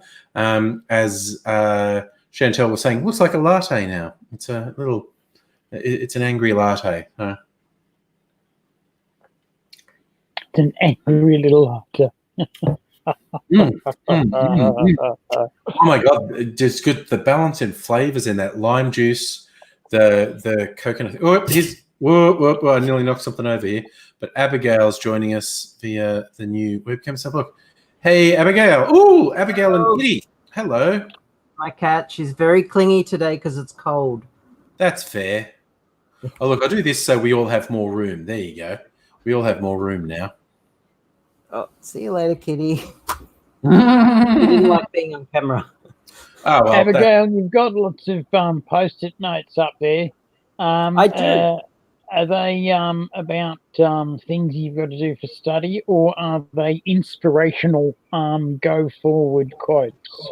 They are I put a message out to all my friends saying, I'm going to put all your messages on my wall on Post-it notes. And so all my friends gave me a lot of cool stuff to put on Post-it notes to put on my wall. Right. And some of them are jokes, some of them are inspirational, some of them are just nonsensical, and I drew little pictures for them, and yeah, it was a fun little exercise. Yeah. Yes. Absolutely. Makes sense to me. I would enjoy it. I know that for damn sure.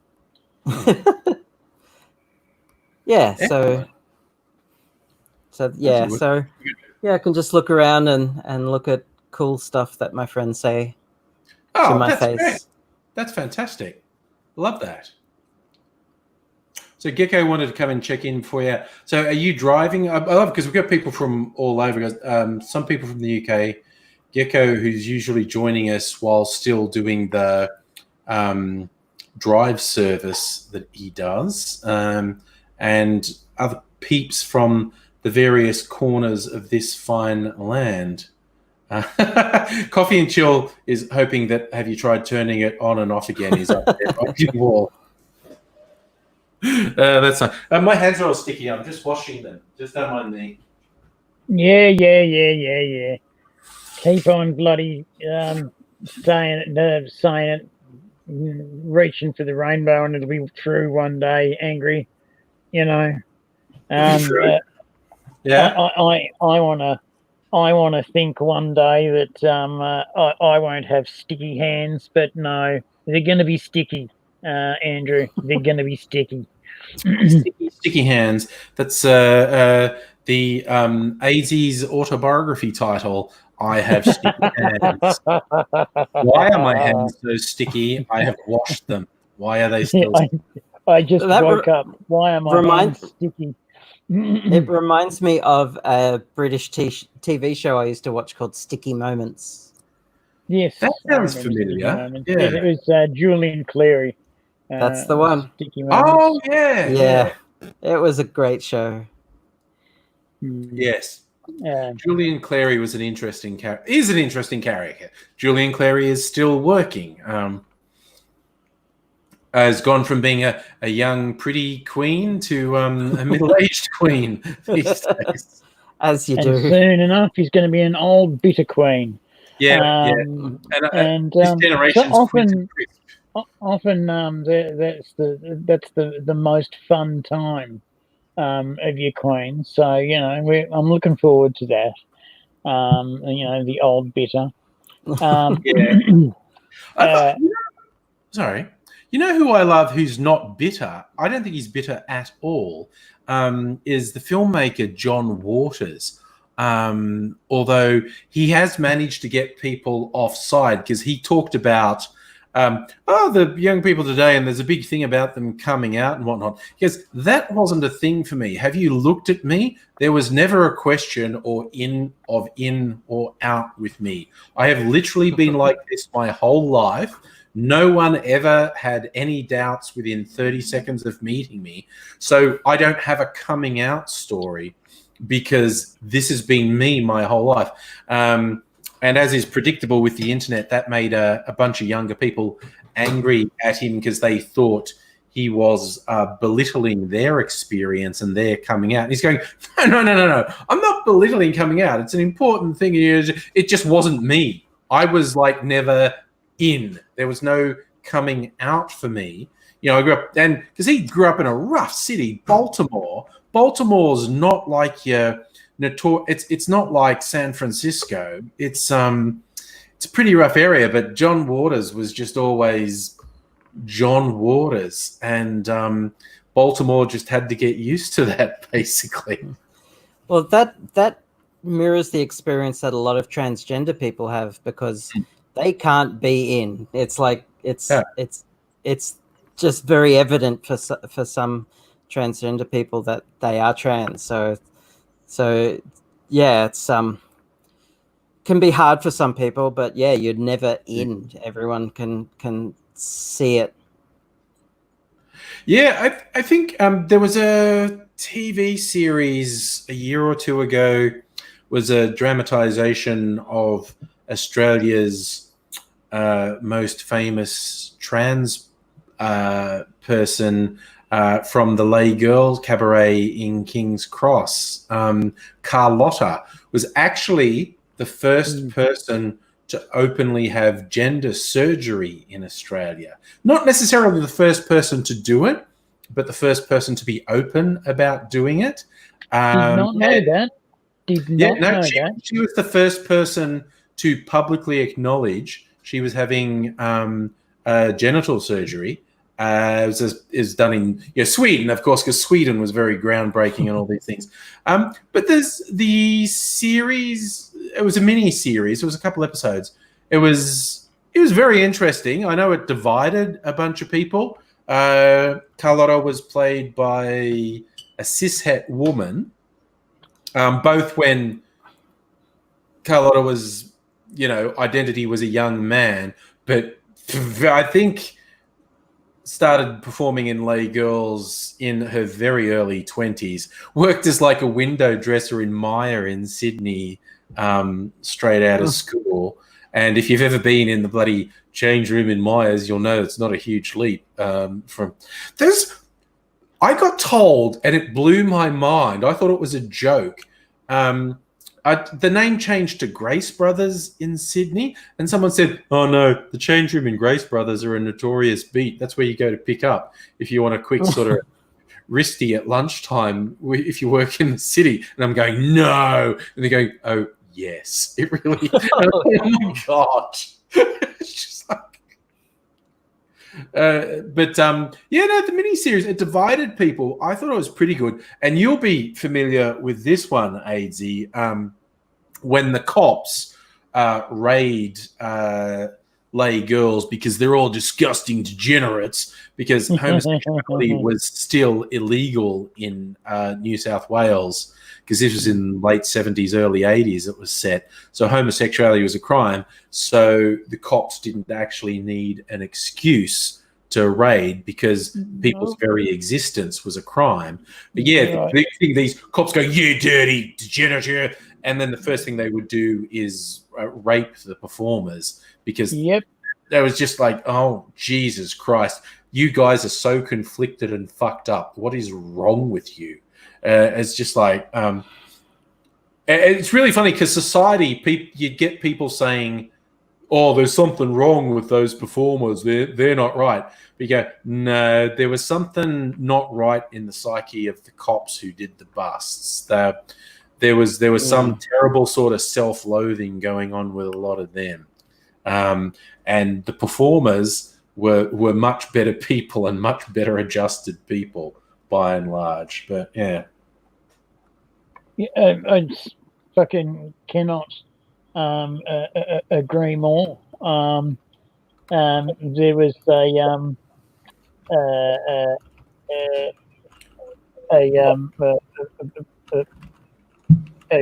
Australian comedy trio called the Ross something trio, and one of the sketches was the Queensland Police annual report and training. This woman starts by saying, "Thank you, young constables. Sit," which is when you are doing the downwards motion. Now listen to the words coming out of my mouth, as they will be comprising of the training. I will be speaking out loud as my lips will be moving anyway. Today we'll be covering prostitutes for fun and profit,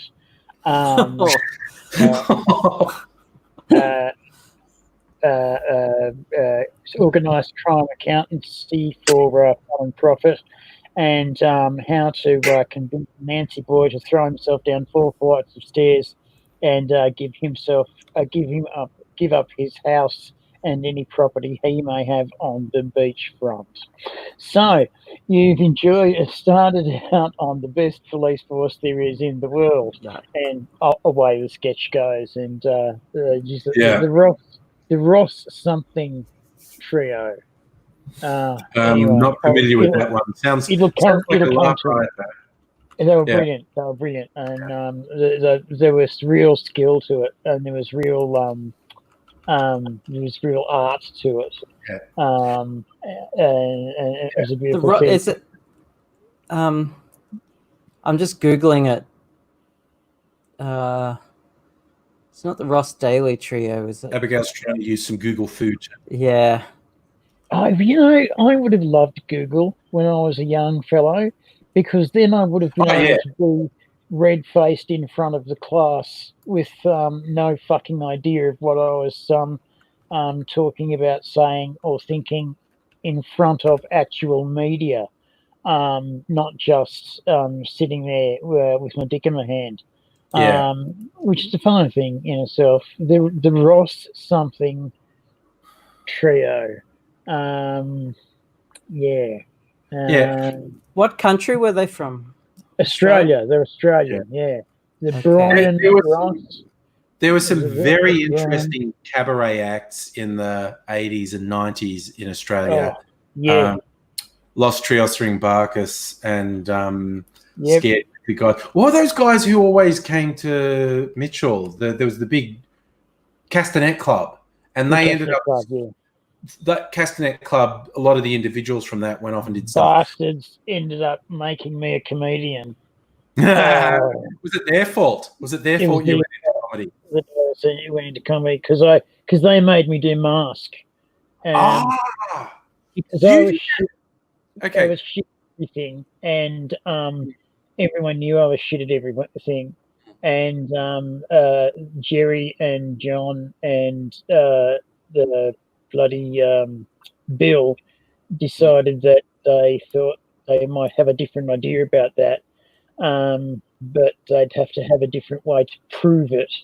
And so they made me do Mask and showed that I could do different things. Yeah. And I could do different things when I was doing Mask. Yeah. And in fact, some of the things I was doing when I was doing Mask were quite spectacular. And you take the same principles and apply them to comedy, and you can make the laugh go. Yeah. A little bit of trivia. Anyone who remembers me doing Mask stuff on YouTube when I first started on YouTube, that was directly inspired by a show AIDSy was in that was directed by this Castanet Club dude. And it was a lot of mask stuff. Like, it was inspired by the medieval Commedia dell'arte style. Lots of half masks, but the person's real mouth and jaw was... And it's weird how much it brings a mask to life if it's just a half mask and there's an actual real mouth working behind it. And the show AIDSy was in, which was really, really, really, really good, was actually my inspiration for using masks on YouTube fucking 20 years later. 10 years later, 20 years later, something like that. It was much, much later anyway.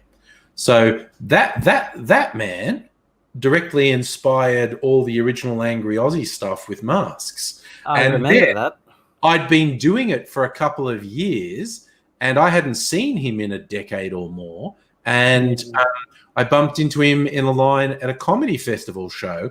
I was in line for one show, and he was directing a show that was in the next room, and he just saw me in the line and went, "Hey, I know you." And we caught up, and I saw his show. He was directing a lot. And then I explained YouTube to him. And then, I don't know, about 10 years ago, 9 or 10 years ago, we started working together on YouTube.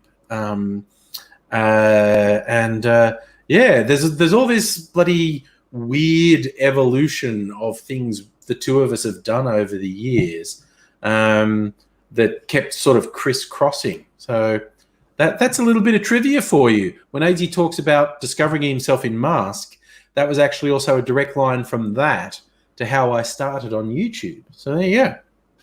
There you I go. tell you, that bloody mask is a thing because you get in there and it's all about framing. You can put any piece of plastic on your face at all, and it's nothing. It's a piece of plastic on your face. But the moment you give it context and a reason to be there, I'm sorry, the context, a reason to be there, you've all of a sudden got not only character, but you've got most of the story already written. And what this guy that used to come down from Newcastle used to do to us. Did you notice I said to us, not for us? I did notice you said that. Yes. The first thing he did to us was you had to keep your head up. You had to keep your head up at all times. Yeah. You weren't allowed to let your chin drop below 80 degrees. And if it did, he would come and grab the skin under your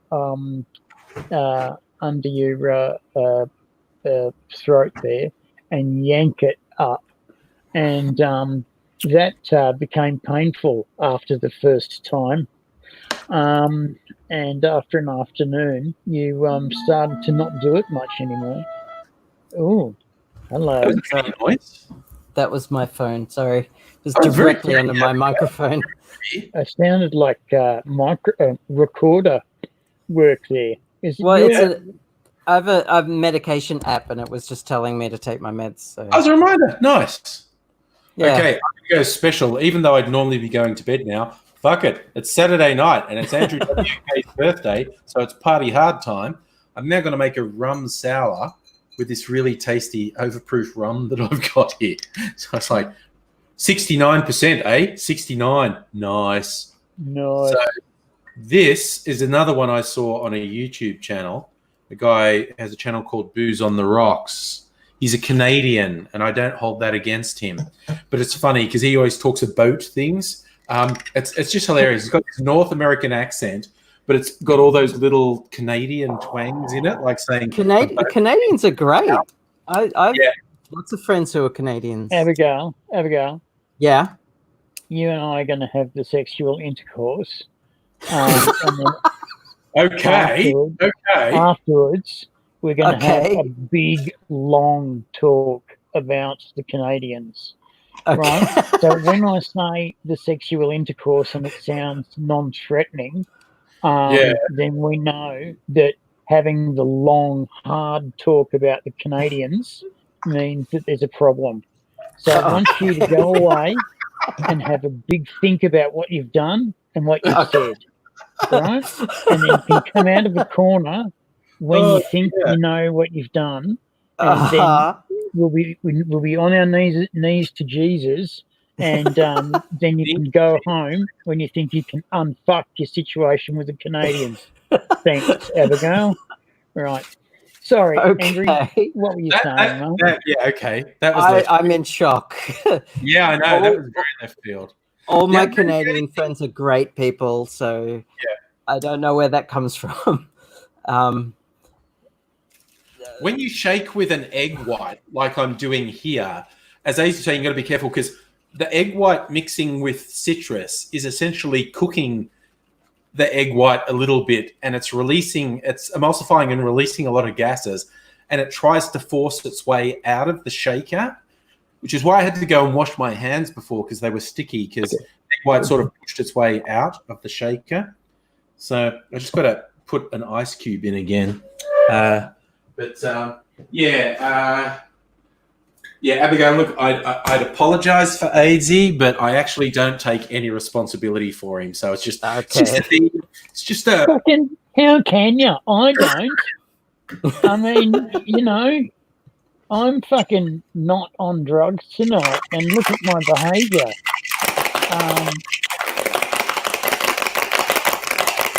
That's all very. That's a great sound. It is a great sound, isn't it? Yeah. Big old block. Cool. Well, I also like Canadian whiskey as well. Canadian Club. Canadian whiskey is fucking awesome. It Yeah. is great. Fucking Good. awesome. Like I'm making a sour. This is a rum sour. One of my favorite drinks is a whiskey sour. Please, And- please excuse me for a little while. That's okay. Sure. You can make a whiskey sour with whatever whiskey you like, but a very good one to make it with is a rye whiskey, and that an American rye whiskey or most Canadian whiskeys are rye based as well. So Okay. a rye whiskey is a particularly good one to make a whiskey sour with. And Well- I've got some all over my hands. Going to wash them. Okay. You talking? Is this There me? we go. Just me then. I detected a note of vanilla in this Canadian whiskey that I had some time ago. That was especially nice. I'm a big fan of vanilla. Yeah, that sounds right. Yeah. Yeah. But yeah, Canadian whiskies or American rye whiskies go very well Yeah. in a sour. This is my rum sour. It's darker than they often would be because I used this coconut sugar syrup that I Okay. made. It's an unrefined coconut sugar, so it's really dark and has an almost sort of molasses flavor in it. It's really nice. Yeah. actually. Okay. But Cool. Well, cheers. Cheers. cheers. That was the last of my Ooh. cider. Oh, That's really interesting because I could have chosen a much more neutral sugar syrup to go in. It's got a really smoky flavor that I wasn't quite expecting, which would be the overproof rum, I imagine. But yeah. You wouldn't expect it from coconut sugar. Heine's saying he's got a 5-liter bottle of Oh. nasty port. That does sound a little bit on the dodgy side, my friend. That's a recipe for getting your stomach pumped. Yeah, it's a bit weird. Chantel's Yeah. asking, is coconut sugar the same as palm sugar? Oh, Heine's going to come on and show us, I think. I Okay, think Jim, what do you got for us, buddy? isn't palm sugar from Would be from palm trees, I think. well, so are coconuts, so maybe. Yes. Maybe. Yeah. I don't know. I honestly don't know. I was Hello. just in the...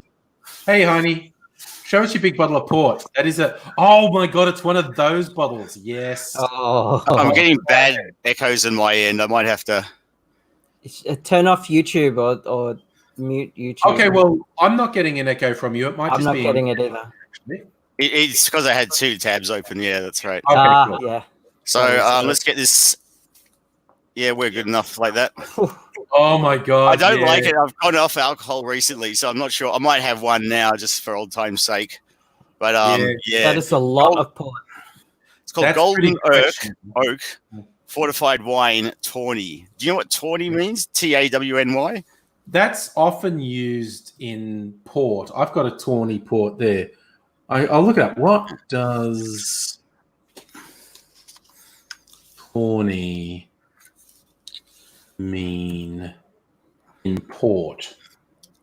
I'll look it up. I'll get Google to tell us. Tawny ports are wines usually made from red grapes, aged in wooden barrels, exposed to gradual oxidation and evaporation.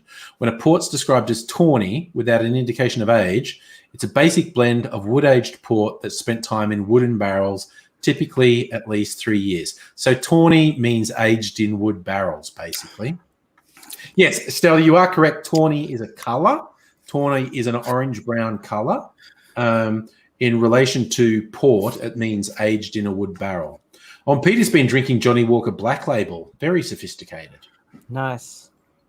So I looked up comedy trios from Australia, and all I could find was like Tripod and Doug Anthony All Stars.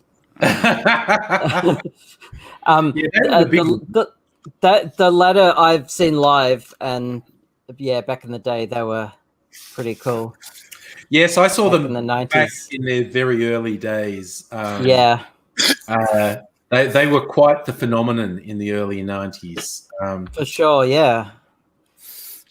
They- And I found out that Tim Brooke Taylor died from the coronavirus, Yes. Yeah, I had that too. which I hadn't heard till now, which is That heartbreaking. was a couple of weeks ago. Yeah. It was about almost a month ago now. Hmm. It's And sad. half of Siegfried and Roy died from coronavirus as well. Oh, really? The famous Vegas Tiger guys. He was like 75 and he contracted COVID-19 and he's just died. So Tim Brooke Taylor and I forget which of the two it was, whether it was Siegfried or Roy. I think it was Roy. I think they're the two biggest celebrities to die from it so far. Yeah. Sad. Yeah, no, it's not good. Because I grew up on the goodies, and like my formative teenage years was Doug Anthony All Stars, and apparently Tim Ferguson is like got some serious health problems. Yes, he's got a really chronic condition. I'm not sure exactly what it is. If I look it up, like he's wheelchair bound and has been for a couple of years. Yeah. Tim Ferguson health. Find out what it actually is. It's multiple sclerosis. Okay. Okay. They're saying that he's had symptoms since he was 19. Oh, really? Right. Yeah. So it's multiple sclerosis. So and he still performs with under the name Doug Anthony All Stars, but it's Flacco. It's not Richard Fyfe works for the ABC now. Yeah, and he refused to go back because he didn't want to be belittled anymore. Yeah, apparently agreed to let Flacco be part of the group. Yeah, well, Flacco was always part of the group in the background, and was kind of responsible for getting them mainstream. Yeah. Yeah, he was a very interesting performer as well. Him in the early 90s. Yeah. Like, what was the show? The Big Gig that they were on. The Big Gig. ABC? Yeah. I love that show. That was great. Yeah. Is it time to bring up the Sandman? Remember the Sandman? Yes. He was good mates with Flacco. Yes. Yep. Sandman and Flacco were a team for a long time. Do you know where the Sandman is nowadays? I hope he's okay. I mean, No idea. yeah. AD and I were talking about the Castanet Club. I think the Sandman was in the Castanet Club. That was a sort of comic vaudeville review type group. I think Sandman, I'm almost sure Sandman was in the Castanet Club, actually. So was, remember, if you're old enough, remember Maynard F. Sharp Krabs on Triple J. He was in the Castanet Club. There was a whole bunch of really quite talented performers that was in this group. There's about 10 people in the Castanet Club, and they would do these huge sort of pseudo vaudeville shows. It was very entertaining. But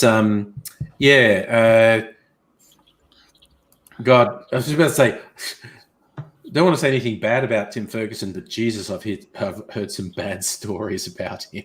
It's very bad behavior from him over the years. I've heard that too. Stories of sexual harassment and and just being really abusive, just being a bad person, essentially. You're right. The Sandman was in the Castanet Club, and he's still around. Oh yeah, no, he still does stuff. Yeah, a lot of good performances came out of the Castanet Club. There was a guy, one of the guys in it, and it's the guy who directed the show when AD and I were talking earlier about his Mask show. I've forgotten the guy's name, but he was the one who directed this Mask show where we were at uni. But he had a whole bunch of characters, he had this Bogan character that was really funny. And he said we wanted to try it out once to see if people could pick it was him. And he actually went to a party that all of his friends were at in character. It's like he had a mullet wig and he's wearing a flannel shirt and he's in character as this Bogan, and no one recognized him and no one knew who he was, and everyone was freaked out at who the fuck is this guy and how did he get here. I remember 2 songs he did as this character. One was I Met a Man Called Barnesy, which was of course about Jimmy Barnes. It was just hilarious. And his other one was I Got Hit with the Ugly Stick, which was another great Australian saying. And geez, it hurt. It was just this absolutely hilarious songs. I think it's a real talent to do funny songs. I know a lot of comedians hate musical comedy performers because they say it's like cheating when a musical comedy performer finishes a song, the audience automatically applauds. Whereas they don't automatically applaud for just a spoken word comedian. But there is a real talent to doing the funny song comedy, I think. Yeah, and to do it without it dragging on, is an art. One of my some of them do. Some of them just drag on. Yeah. One of my long-term YouTube friends, Damie, who I've done a few video collaborations with her over the years. Last year, she and her boyfriend, who've been performing as a duo for a little while, they got into the final of Raw Comedy at the Melbourne Comedy Festival, and that is like a fucking huge achievement. There's like 12 people in the final, and the competition is nationwide, and literally thousands of people enter. And they got through to the final. They didn't win, but they were doing musical comedy, which is when you're on stage for 5 minutes, that's a much harder thing because you've got to bring the audience along with your song and get them into it. Arguably in a longer show, musical comedy is kind of cheating, but when you've only got a 5-minute spot, it's actually harder because you've got to bring the audience along and they've got to get into but they're very good. So, with any luck, they'll get someone, because getting to the final of Raw Comedy is fucking amazing. That's so hard. Yeah. That is so hard. And I missed that news. I hadn't heard about that before. So. Oh, yeah, because Heine, Damie. I know Damie. Yeah, Mrs. Angry and I went to Raw Comedy last year just because Damie was in the final. So I love doing. Not that the comedy festival happened this year, which was a major disappointment, and probably send a lot of comedians absolutely broke because they'd already paid for their venue and their license to perform in the festival, and none of it would have been refundable. Probably a lot of broke comedians at the moment.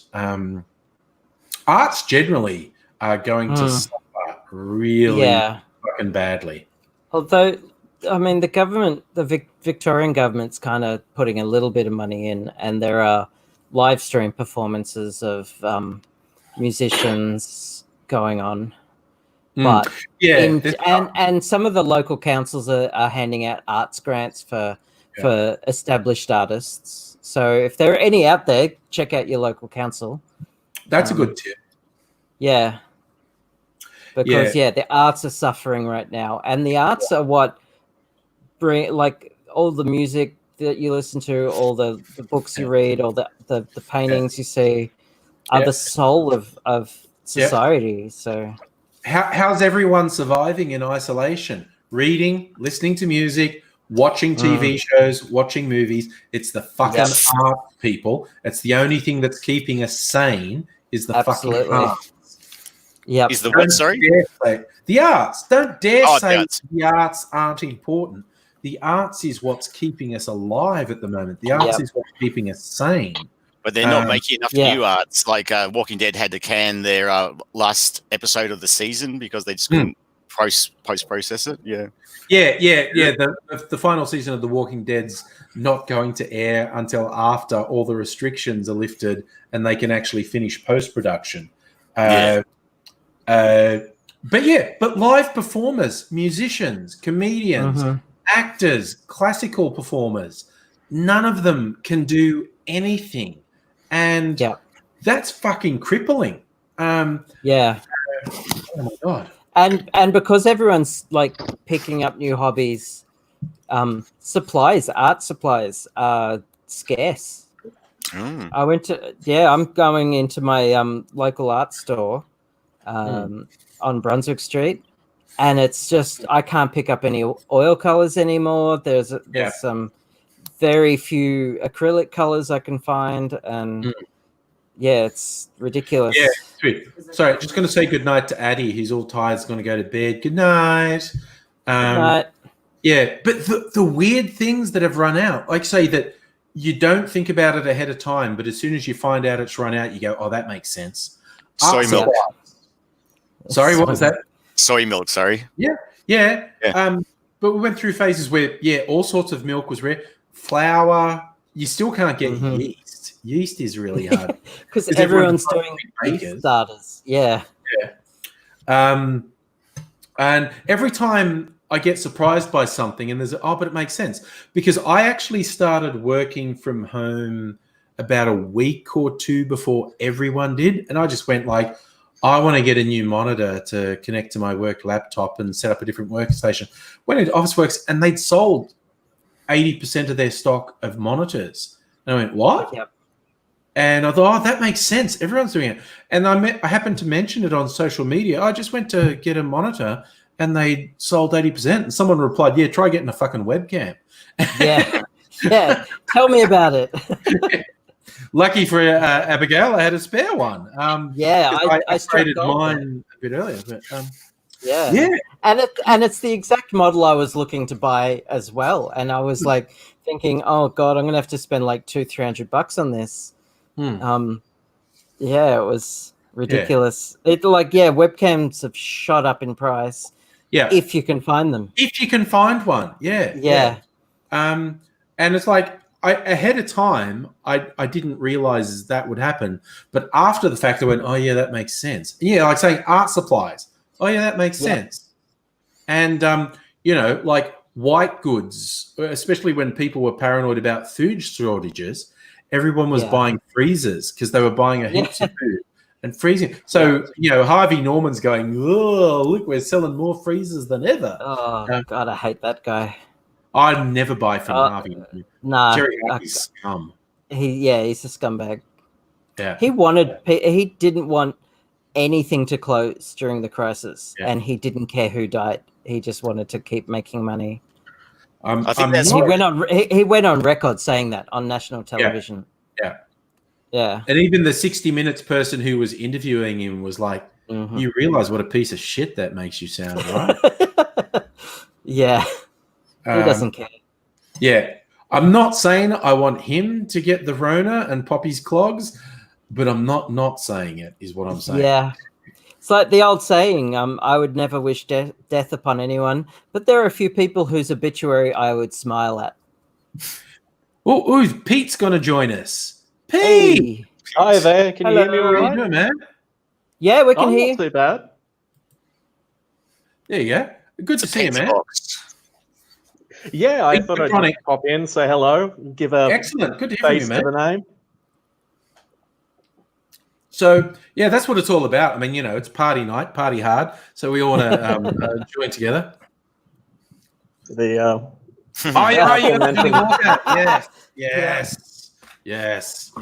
I've got to be quiet. I bet at some point someone in the house who's gone to bed will shout. I've been slowly chipping away at it. It's been sitting in my house for a while, and I figured now is as good a time as any to break it out. Oh, that is a perfect time, man. I'm drinking the port. Time for a shot, I think. I'm tempted. I'm going to have another old fashioned from my pre-bottled old fashioned. I just have to rinse a glass out, or God, just get a new glass. What am I, a fucking animal? I mean, I'll get a new glass. I'm taking shots out of my mug here. Out of the coffee mug, nice. It's the Hutton Orbital mug from the space game that I play. So it has special significance to me. Oh, that's good. All right. I'm going to have some more of my Starwood Old Fashioned. This is my joke, because Mrs. Angry and I have date night every second Saturday night. And we'd go out to a movie and dinner or whatnot. And of course we can't go out to dinner anymore, but a bunch of places we used to go out to dinner do takeaway. So now when I go to an upmarket place that's doing takeaway, I'm not being decadent. I'm being noble. I'm supporting business. So I can feel good, you know. Just waiting for you to pour that to say cheers. And Oh yeah, okay. Give me a sec. I'm gonna Yep. do that. I'm gonna mix a tiny bit of agave syrup into it, and then I'm gonna add ice. Just give me. This will take 30 seconds. Just a tiny bit of that. Stir that in.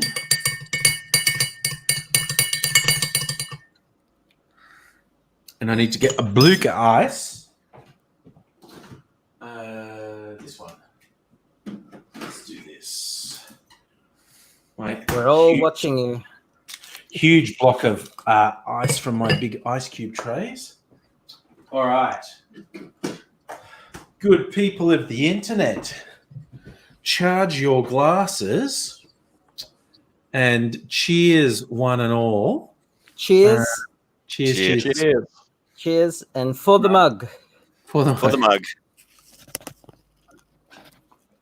Yeah. Good stuff. Ooh. Oh, God, that I stuff. was trying to learn some belter phrases from the Expanse series earlier on. I'm sure there are some very good belter toasts. Yeah. That sounds right. Yeah. I watched that season 1. Sorry. The space game that I play, Elite Dangerous. Yeah. Anytime I'm out in the black mining, I feel like I'm a belter, and it's just I might even watch The Expanse while I'm doing it, and it's great. It's fun. That sounds good. Stella's saying she had some Starward whiskey and she butchered up some old fashioned things. Now she's pissed and she's blaming me. I accept full responsibility. So that's all right. And Sheldon Tell's saying she was drinking tea, but she thinks she should join the party. It's a Saturday night. You should. Yeah. It's Andrew More the W. merrier. birthday.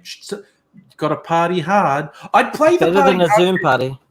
but I don't know if anyone remembers. Sometime during the week, I played the opening credits from an old sci-fi show called UFO, and was laughing because it was set in the far-flung future of 1980, and it was so dramatic and exciting, and it kept flashing up 1980 because it was made in the and it was just hilarious. That's from the 60s, isn't it? Copyright notice on that. I played those credits with no sound, and it was like a window to the side, and just laughing at it. And I got a copyright thing like, "Hey, the copyright holder is claimed," and I was like, "Oh, get fucked." Okay, I'm not doing it. Yeah, the algorithm for copyright strikes is very good when it comes to any sort of music. It's they just play it fast and loose. They'll they'd rather just just copyright anything. Oops, Abigail started breaking up there. That's all right. Yeah, I don't know what's going on there. No, you're back to normal now. It's good. Woohoo! Yeah. I'm normal. First time. You're normal. Yeah, Abigail's normal. How often do people tell you that? Abby normal. Abby normal. Oh my God. Young Frankenstein. I watched that the other day. Oh my God. I'm glad you got that reference. Foxtel channels and some outrageous camp old thing is on, like a Carry On film or. Oh God, yeah.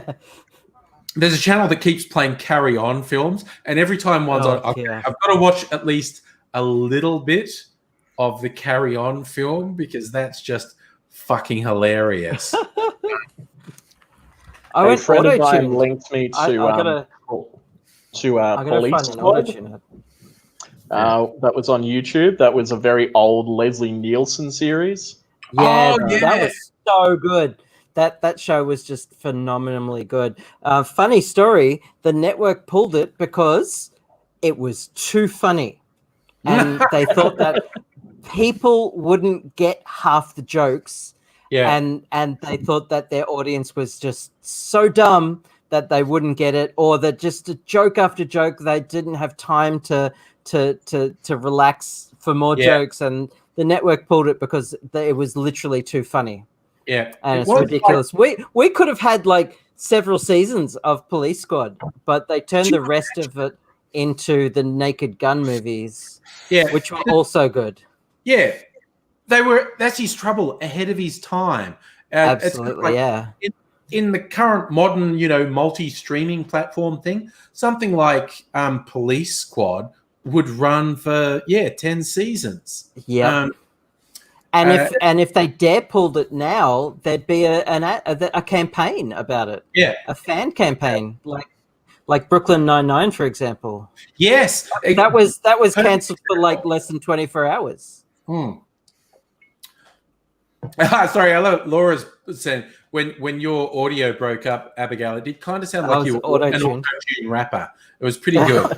Pretty good. I got to download one and hook it up to my mic and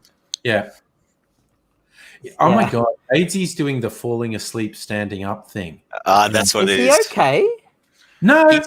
He was down out of camera for a while, but then he came back up again. So he's up normally low. Normally, when people ask is AZ okay, I say for certain values of okay he is, but that's his sleep deprivation. There he goes. Oh no! See, he was on his way back to the chair, and the brain just went, "I'm going to close down for a little bit." And hey, buddy, can you see me, buddy? Can you see? I'm trying to do big movement. He looks like he needs to go to bed and have a nap. Yeah. But he has to put the headphones on so we can tell him to go to bed now. Well, he looked like he was falling asleep while he was on stream before and talking. No. So. It's the sleep deprivation thing because it's the chronic pain, and it's funny because I fucked up my shoulder. How old are you, Angry? I fucked up my shoulder by sleeping old, and same. I had to go to a physio, and he said, "How did you mess your shoulder up?" And I went, from sleeping like this." And she's like, okay. So you get a certain age, and you have to think about these things. Yeah. So that was embarrassing to have to go to a physio from a sleeping injury. But it was you get to a certain point where something hurts. You go to a doctor, and the doctor will just say, "Yeah.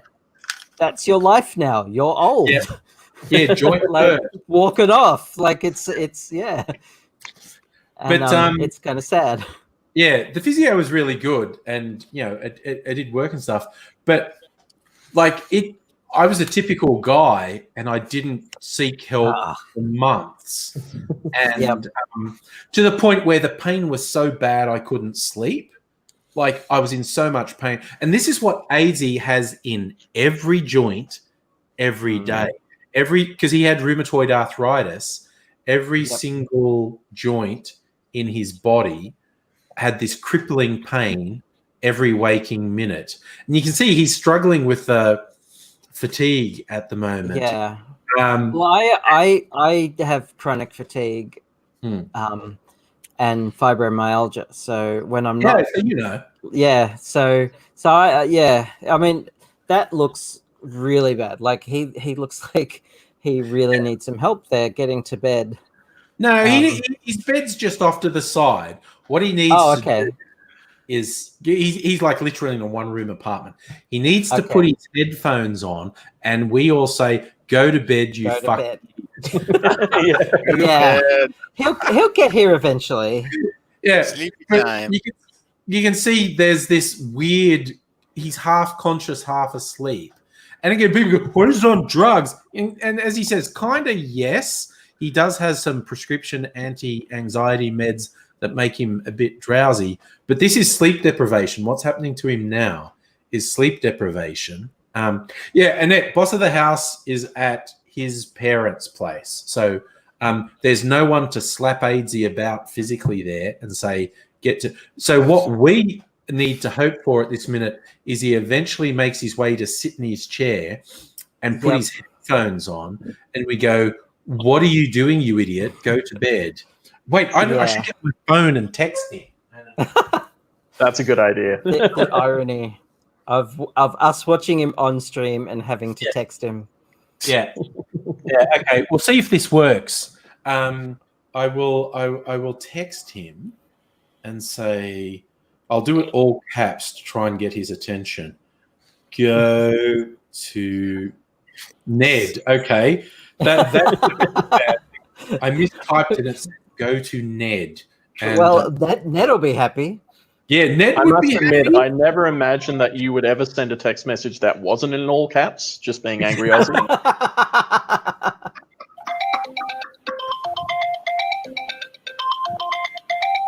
Is that, and see, that's AZ's text alert that we all just. Okay. And now Did he he's hear still it? paying attention, thinking something's trying to attract my Aw. attention. Oh my god! I should Okay. maybe I should actually just switch off his camera. You probably should. Yeah. He's Okay. trying to get a bit handy. Yeah. Yeah. You know, we'll yeah. No, that's probably for. I don't know. Dignity and AZ don't really go together. But Yeah, but Your Yeah. children watching. Save the children. save the children. Thanks, honey. Save the children. Oh my god. But yes, so I can still see him, and yeah, no, he's still doing the same. He's still standing up, but yeah, for most values of conscious, he's not conscious, but he's still standing Yeah. up. well, So- at least he's up, like he's standing up, like Annette says, he's up, and Yeah. not like falling down. Yeah, so You know- I'll see if he sits down and put his headphones on. So I'll put him back on if he does that, so we can all say, "Go to sleep, AZ." I'm kind of a bit Samuel like, Jackson's "Go the fuck to sleep." yes, yes. Great book. Yeah, great book. I wish I had that when my kids were little, because it's so. Every parent who sees that book, "Go the fuck to sleep," is just like, Mhm. yes. Didn't this is it. Christopher Walken do a reading of that? Yes, he did. Yes, it was very Yeah. good. Like, good night, man. Go the fuck to sleep. There's Christopher Walken. He's a funny guy. Possibly responsible for the murder of Natalie Wood, which is not cool. But Oh, that's I Not put that cool, one yeah. out to suicide, to be honest. yeah, well, because Natalie Wood went overboard on a boat, and there's a lot of people who don't believe it was an accident, and they think because various Hollywood folk were on the boat. Most people have blamed her husband, Robert Wagner, but some people blame Christopher Walken, who was on the boat. But it's all just conspiracy shit. No, because literally, if someone pushed her overboard, the only people who actually know is the person who pushed her overboard. So everything's pure speculation. The official record is, I think, like she was drunk on a boat and fell overboard, and everyone was drunk on the boat, so no one realized she fell overboard. But a lot of people blame Robert Wagner, and some people blame Christopher Walken. And oh my God, what is he doing? I think he has actually gone to bed, which is a good thing. Yeah, there's a doco out on like one of the streaming services now. I don't know if it's Netflix or Foxtel or whatever about Steiner. Hello, yes, party hard, brother. And Andy, won't somebody please? Okay, everyone's gone with somebody. Please think of the children. I have got to write an email to the Starwood people and say, "Hey, I picked up your bottled old fashioned, and it fucking rules." It's just like, oh my God. I've been getting into, there's another Australian distillery called Applewood that mainly make gins, and they also make some aperitifs under the name Okar, but they do live streams on Facebook while we're all in this weird world that we're in at the moment. I call it the coronavirus. Yeah, the coronavirus. That's perfect. We are all living in the coronavirse. We are, yeah. But yeah, the Applewood Distillery makes. They're actually doing daily live streams. Half of them are the wine side of things. The people who are all about the wine do it. And 3 nights a week, there's this dude called Henry who does cocktail ones for the spirit side of things. And he's a legend. He's so fucking funny. And I love his, and because he normally does them earlier in the nights, like at about 7. So I often watch his live stream before I do a live stream, which is fun. So I've made a friend from someone who works in one of the distilleries. She's often on the live streams here. She's the one who talked me into getting the tiny Bear Distillery samples of their different gins. And I'm going to make on another live stream, because one of the 3 I got is the Navy Strength, which is 58% alcohol. Damn. There's a recipe in here in my little Bible, the Cocktail Chronicles, for Navy grog. I'll tell you what it is. Where's my index? Navy. No, wait. Why is Navy grog not showing up here? Oh God! Don't make me look through the book. Okay, I'm going to put this out there. In the past, you made it and drank it and got so drunk that you tore it out so that you would never make it again. And then because you were so drunk, you forgot all about it. Yeah, that actually makes sense. That's an episode of Star Trek right there. Yeah, that is a Star Trek episode. I know. I looked. Why is it not in the index though? Navy grog. Okay, maybe if I go gin, Navy Strength, gin and tonic, gin basil smash, gin sour. All right. Okay, go fuck yourself, index. You're no help whatsoever. You sure it's in that book? I am quite sure, actually. Okay. But I could probably just fucking use Google. I love that Mrs. Angry got me this book, and it is so good because it's not just the recipes. The dude, Chantel's going to join us. Yay! Where are we? Chantel, hello. Hello, how you going? Hello. How you doing? How's it going? Good, how you going? Good. Yeah, Good. I've been Zoom chatting all night, so I was just like, do I really want to join in? The answer is yes. Yes. Definitely. Yeah, every story I hear about cocktails made in the Navy ends with, and he went blind. Yes. Up until really recently, in the British Navy, you still got a ration. A ration of grog. Was it rum? Like rum's the easiest to make. Rum, I think, or gin or something. I think it was rum. I think it was actually rum. I'm just going. I'm going to find this fucking Navy grog recipe because you use Navy Strength gin in it, and it's meant to approximate what they made on the British tall ships. See, why would you want to do that on purpose? There is that. Like, apart from like just to experiment, I can think of no reason why you would want to do that. Yeah, I think there's a lot of people who are very bored trying to prove how hard they are. Yeah, And it's like I did it because I can. Yeah. A lot of that action. Okay, I can't find it in the book, but now I'm compelled to find it. I think if I do a Google search on Navy, oh God, I can't type. That's hardly surprising. Navy grog. That was one of the reasons why I was tossing up whether or not to join in or not, because it was Saturday night drinks in one of my Zoom chats. Oh, So wow. it's like- Okay. So I'd Yeah. gone to tea after having been drinking from 7 till 9, and then I was just like, I'll just have a little drink now. A little drink. So it's a little drink. See, look, Yeah. it's little. It's straight, but it's little. It's a little. Oh This is my little. God! I just found a Navy grog recipe.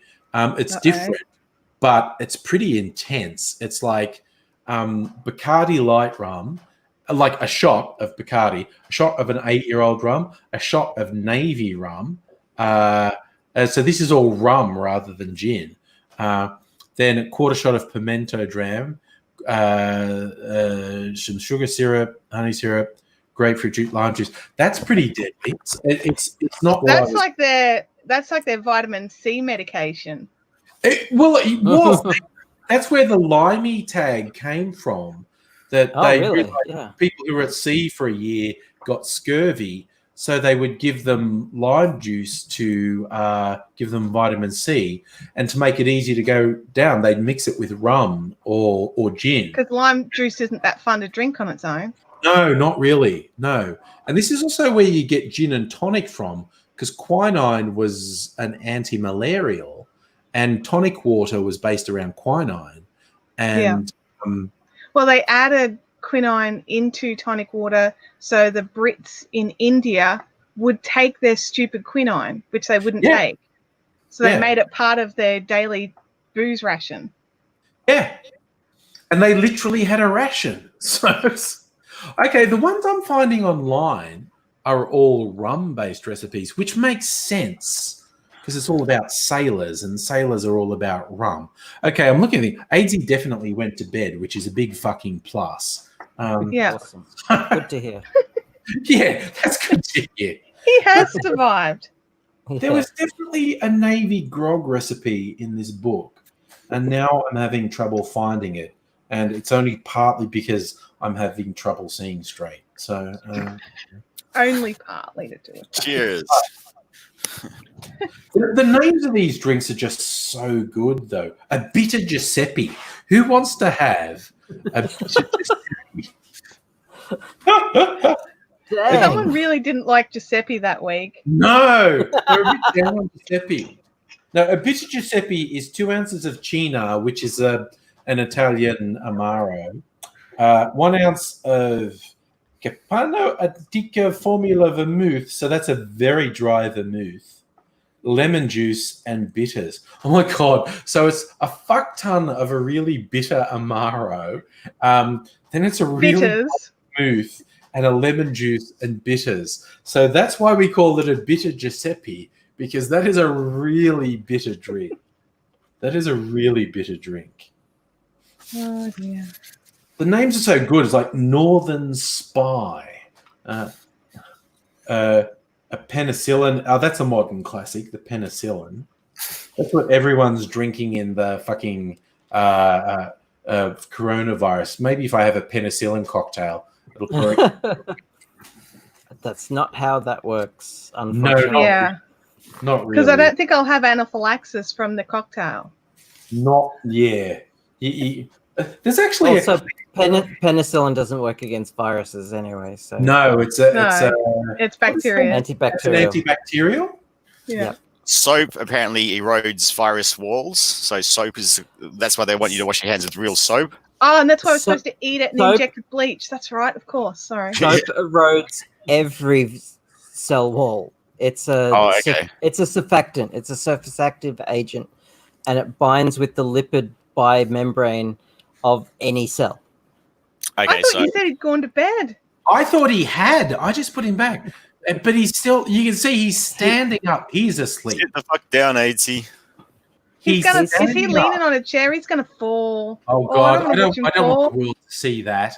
He's Yeah. gonna look. Can you If give he us a manages commentary? to sit in the seat, I'll put him back. Oh my God! I got to send him another text message. Motherfucker, go to bed. Wow.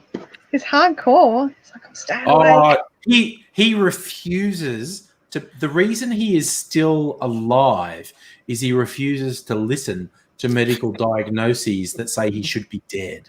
So, Okay. so I'm literally sending him a text message that says "Motherfucker, go to bed." Let's see if does he react to the sound. That's the text reaching him. Let's see if he looks. I think he is looking at His his eyes phone. are closed. No, he's very good at functioning with eyes closed. Okay. Oh God, what's he fucking? No, he's gone. That's our AZ. That's our AZ. Poor AZ.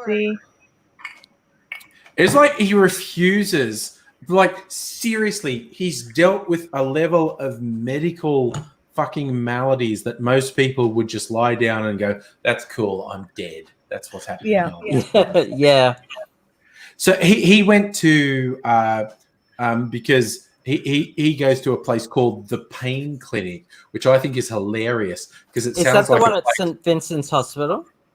it sounds like a place where they actually strap you down and Yeah, they give you pain. Here is some pain. here's Thank some you for pain. coming to the pain clinic. Yeah. No, It would be a good to the name for a same. BDSM club. I go to the same pain clinic, and it's that's the first thing I thought too. The pain clinic. That's the opposite of what I need. Yeah, but he went to their pain. This was a few years ago, and pretty much everyone else with chronic pain was literally just, I just want to be able to like exist and watch daytime TV. And AIDS is in there. No, I want to be creating. I want to be making changes to the world. I want to, and the doctors are going, calm the fuck down, dude. Like everyone else is just trying to exist, and you're out here trying to fucking change the world. Calm down. What the fuck are you on? He's like, nothing yet. Sort it. Yeah. Yeah, and that's it. That is, oh God, Chantel, you are on AIDS's wavelength completely. that is what he says to them. No, I'm not on anything. Please give me something that will let me do all the things that I want to do. But because everyone else in the pain clinic was just, just let me survive enough to watch daytime TV. And AIDS's I'd like to be able to have a night's sleep. Yeah. Yeah. And he's to like, go for a walk for longer than 5 minutes. Yeah. So he didn't really fit in with the rest of the people in there. But, he's like that fact. I'm like, I can still see him and he's still fucking standing up, but his eyes are closed and he's just like normal humans hours ago would have just gone to bed. But he's like, no, fuck it. I can do this. I can keep going. I can stay awake. Yeah. Does he realize he's doing it? Yes and no. Like, because he was saying earlier, he's saying, I'm quite conscious of the fact that I was doing this dopey thing and da-da-da-da. But he will occasionally do stuff like send me either text messages or voice messages that are stream of consciousness weird shit. And I'm like, cool. I actually asked you a yes/no question. Have you thought about And you actually didn't answer that yet. So what were you saying, Abigail? Oh, have you thought about actually ringing him and waiting for him to pick up? I don't know that he likes that, but he likes audio messages. YouTube. I have his number too, I think, but if he won't appreciate a call from Angry, he won't appreciate a call from me, that's for sure. Yeah. Oh, no, he would appreciate a call. Maybe he would. But he doesn't seem to be even able to process the text message. Oh, look, I'll call him and see if he can answer. Where is he? I've been kicked out of the rest of the house all night. Like, you can't come in here. We're doing Mother's Day stuff. You can't come in here. And I'm like, fine. I'm going to sit in here with the door closed. Next thing you know, the door swings open. Yep. I don't have his number anymore. Doesn't matter. Oh, that's okay. No, I'm calling him. I'll see if he answers. And I can see him moving. He's trying to answer. Yeah, go to sleep, you crazy bastard. What are you doing? Go to sleep. We're all very concerned here. I'll put you on speaker. Okay. The people want to know, AZ, what's happening in the AZ world? Nothing. What's happening in AZ world? Yeah. Well, I was just about to have cheese and sauce sandwich. Crumpet. A cheese and sauce crumpet. Yeah. No. Now you've terrified everyone. Ugh. Okay, listen, guys. You can toast the crumpet to the level of Toastiness. comfort that you like. Yeah, dude, look, you're gonna burn down your kitchen. If you try and toast the crumpet, you're gonna burn down your kitchen. Okay, which is completely okay. If you choose to burn down your kitchen, you're an individual. You're an adult. You can burn down your kitchen if you want to. But I honestly think maybe you should go to sleep. But that's just me. Well, And me. And the rest of the stream. The whole stream. I wasn't actually doing anything to indicate that I was awake. No, but That's the problem. Steady up. No, okay. The general vote is you should probably go to bed. Oh, you still had your. I can still see you. Yeah. So. So it was a good thing I planned masturbatory session with the cardboard box. Hadn't. Okay, That's the future. you're a bad and terrible man. You're a bad and terrible man. I've got to get the cardboard box thing going way earlier. Yeah, no. Because otherwise it'll just get shut down. Yeah. As terrible as that sounds, I still want to know the mechanics of that. Bloody trumpet. Yeah. And, some bastard. Oh, no, it's okay. I thought some bastard had eaten my crumpets. How'd someone eat your trumpets? There's no one else there. It hadn't finished my crumpets. The Right. planning permission hadn't gone in, and it hadn't come back from council. What? What? Look, Is this one of those stream of consciousness Stream things? is you should be in bed. If you want to cook crumpets. But I'm going to say good evening to you. But the general consensus is you should probably go to bed. But hey, if you want to cook crumpets, you cook crumpets. I'm definitely cooking Go crumpets. to sleep. Go to sleep. Go to sleep, little lazy. And then go to bed without at least even chatting while I'm crumping away. All right. Bastard. Okay, we're going to leave you, but you do your crumpeting and get some sleep, buddy. Okay, much love. Okay, much love. I will get some sleep, All right, and I will do the thing. all That right, requires the other thing all right. that needs the secret thing. The secret thing. Moist. No, you're a bad man. You're going to say things that will scare the children now. And Think of the children. The children. These word combinations are really right. I know. Moist and anything is one of them. Yeah, moist crevices. I know you're very fond of moist I crevices. know, moist crevices. What's my other one? It was moist pitfalls. Oh my God. Okay. Yeah. What pitfalls? Who couldn't love a moist pitfall? Moist people. All right. Good night to you, sweet prince. We'll catch you again later. Says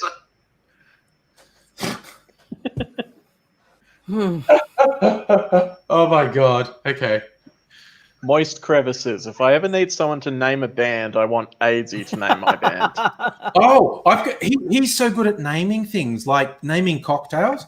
I've got a cocktail he has to name because I came up with a really. Oh, look, what's he doing? What's he doing here? Is he still on? Yeah, Alex, there he is. Yeah. Oh, He's got his eyes open. Oh, Oh, no. no, he actually switched it off. He actually okay. switched it off. So he's going to bed, which is nice. Excellent. I'm going to find this Navy grog thing. Honestly, it's doing my head in. I'm at Manhattans and martinis and Negronis, which are the devil's drink. Yeah, I'm not a fan of Negronis. What is it about them? It's the Campari. The Campari is just too much. I've told this story on live streams many times, but I've had a bad thing with Campari, which is a bitter Italian aperitif. It's very bitter. I was years ago, before I met Mrs. Angry, I was dating, like I was doing RSVP.com, and I had a night, and she was quite nice. This was a night that was going fairly well, and we went into a bar in Carlton, and I was trying to be sophisticated, and I was looking at the stuff they had behind the bar, and I went, Campari, I think I like that. And so I ordered a Campari, not mixed with anything, and it's this super, super fucking bitter Italian aperitif that no sane person drinks straight. And I just ordered it. The barkeeper's just like sniggering as he's pouring his drink. Yeah, dude's just poured me a Campari, and I've gone, cool. And I'm sitting with this date that I'm trying to impress, and I take my first sip of Campari. And I'm just, oh my God! Your lips have turned inside out. I'm just...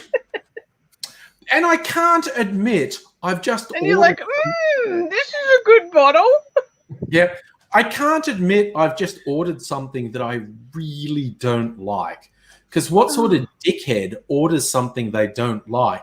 So I had to drink the whole thing. I'm just doing it a sip at a time going,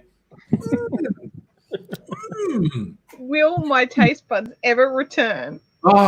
It was terrible. And I haven't been able to handle Campari ever since. But Campari is like a central thing of a Negroni, and I just don't like it. But Mrs. Angry actually agrees with me. We've tried a whole bunch of variations on a Negroni, and we just don't like it. But it's one of the most popular trendy cocktails, and we just like it. I'm not trendy. No, neither am I. Look, two of the most trendy ones are some Negroni and espresso martini, and I don't like either of them. I don't mind an espresso martini, but considering I can knock one up at home, I'm not going to pay for one in a bar. Yeah, and I don't like coffee, so. All right. Well, that's going to rule out an espresso martini for you pretty quick. Exactly, pretty much. Coffee and Chill's totally trying straight Campari this evening. Yeah, go for it. It's like it's really full on. I've got some bitter. I've got an Amaro. I've got Aperol, which is like a sweeter version of Campari, and I've got a French bitter aperitif that's like cherry flavored, Dolan Bitter de Chambre. But fucking Campari, man, I just can't do it. I just cannot do it. Just stick some egg whites in it. Or I could do this clarifying thing that I've been doing. I saw a photo on your feed of that. I missed the live of that. I don't know what that is, and I'm curious to know because I've heard it being referred to before. Okay, I will. Let's do a watch party. I will actually show you my video where I did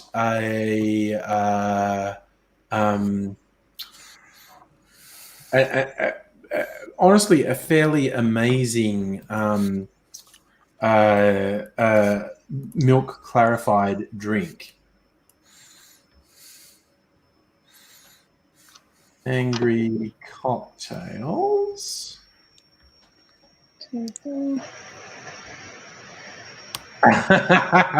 Okay, my channel hasn't been around long enough to show up in search results yet. What am I doing? That's me. Angry cocktail. Okay, this is my paper plane. I'm gonna do a little watch part because I also have to go to the toilet. Perfect timing. I'm going to share my screen. Share. This is me making a clarified milk punch paper plane. I'll just play. Oh, okay, it's not doing the audio. Is anyone hearing audio? Nope. No. No audio on my end. No. Okay. I don't fucking know how to make it do audio.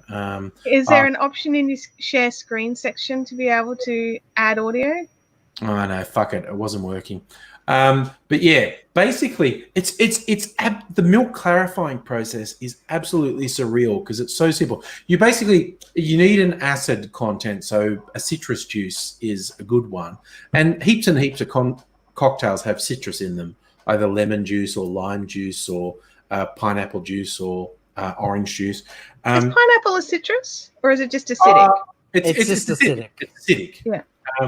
So you need something that's got an acidic content in it. So you mix up a cocktail that's got an acidic content, and then you add it to milk, and it's like milk to cocktail should be about 1 to 4. So if the cocktail is 4 ounces, there should be like 1 ounce of milk, 1 fluid ounce of milk. You add the cocktail to the milk, it curdles, because that's what happens when you put something with acid content in milk. Curdles, you go mix it, and then you leave it for half an hour or so, and it looks super gross. Like it looks like some gross combination of vomit and jizz. It's awful. It looks terrible. It absolutely looks terrible. Oh, that's a mental image I'm never going to get rid of. I know. Isn't it? Just try to share that mental image with you. And then you filter it. I just use a coffee filter, pour it through, and besides the coffee filter filtering, the actual curds from the milk act as a filter. And actually, maybe I'll be able to show you the picture from my Instagram. Instagram. Come on, have I logged into Instagram on this PC? Not now. Oh, don't you hate trying to remember all your millions of passwords? Yeah, no, but I've logged in. Oh, I'm subscribed to Angela White. I won't show you any softcore porn. She's just awesome. Does everyone know Angela White? She's an Aussie. She's the Aussie porn star. She's super famous worldwide. She is very large boobies in a natural sense, but she's also just this amazing businesswoman. She's just incredible. She's amazing. And she's very popular with people who like very big boobs. Try and find my Instagram channel. This picture. Okay, so I'll share this screen. Where are we? This is just a photo rather than doing the whole thing. Okay, so this is my Instagram. So that picture you see, that is the same cocktail. It's called a Paper Plane. It's got bourbon, a bitter red aperitif, and a brown Amaro. So it's an incredibly brown drink when you mix it, and it's very bitter. The one on the right is the same cocktail, and literally all that's been done is I poured it into a thing with milk and then let that mixture settle for half an hour, and then poured that mixture through a coffee filter, and it came out like it is on the right, like almost clear. It was a very pale yellow. Did it change the flavor at all? Oh, yeah. It takes all the sharp edges off the flavor, and even you filter out the curds, but there's still some like the whey essentially. So it changes how it feels in your mouth. It's a bit sort of silkier, a bit even sort of oilier in your mouth. It's got a different feel in your mouth, and it takes all the sharp edges off the flavor. Like it's still bitter. That is a bitter cocktail, but it takes the sharp edges off it, and it takes the acidic edges off the citrus. It's absolutely amazing. I continue to be amazed by that process. All you do is add it to milk, and it takes all the color out and takes the sharp edges off the flavor, makes it smoother. It's an amazing bit of chemistry. Absolutely does it. Coffee and Chill thinks I should do Campari topped with champagne. Well, see, I don't really like champagne. I do have a sparkling apple cider. Sorry about that. That's okay. How's everyone going? It's 11 o'clock.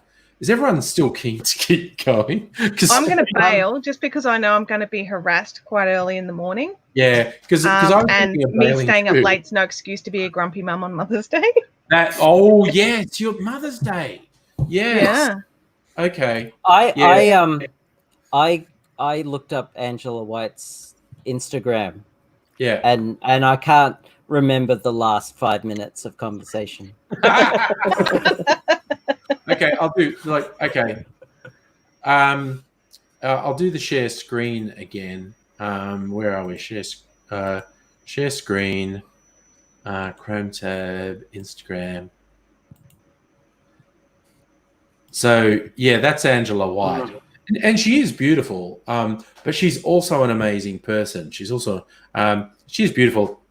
Huge boobs, absolutely, and they're completely natural, huge boobs. So she's very popular with the big boobs crowd. But she's a really amazing person as well, quite honestly. Yeah, so we'll finish the night boobs. That's. I'm a big fan. Yeah, we're all fans of boobs. We'll finish the night with boobs. Look, thanks everyone who came on. Cheers, yes, Pete. Cheers to boobs. We'll finish with a toast to boobs. And everyone who's been in the chat, everyone's come on. Thank you. It's been awesome. You're great people. Look after yourselves. Hope to see you again soon.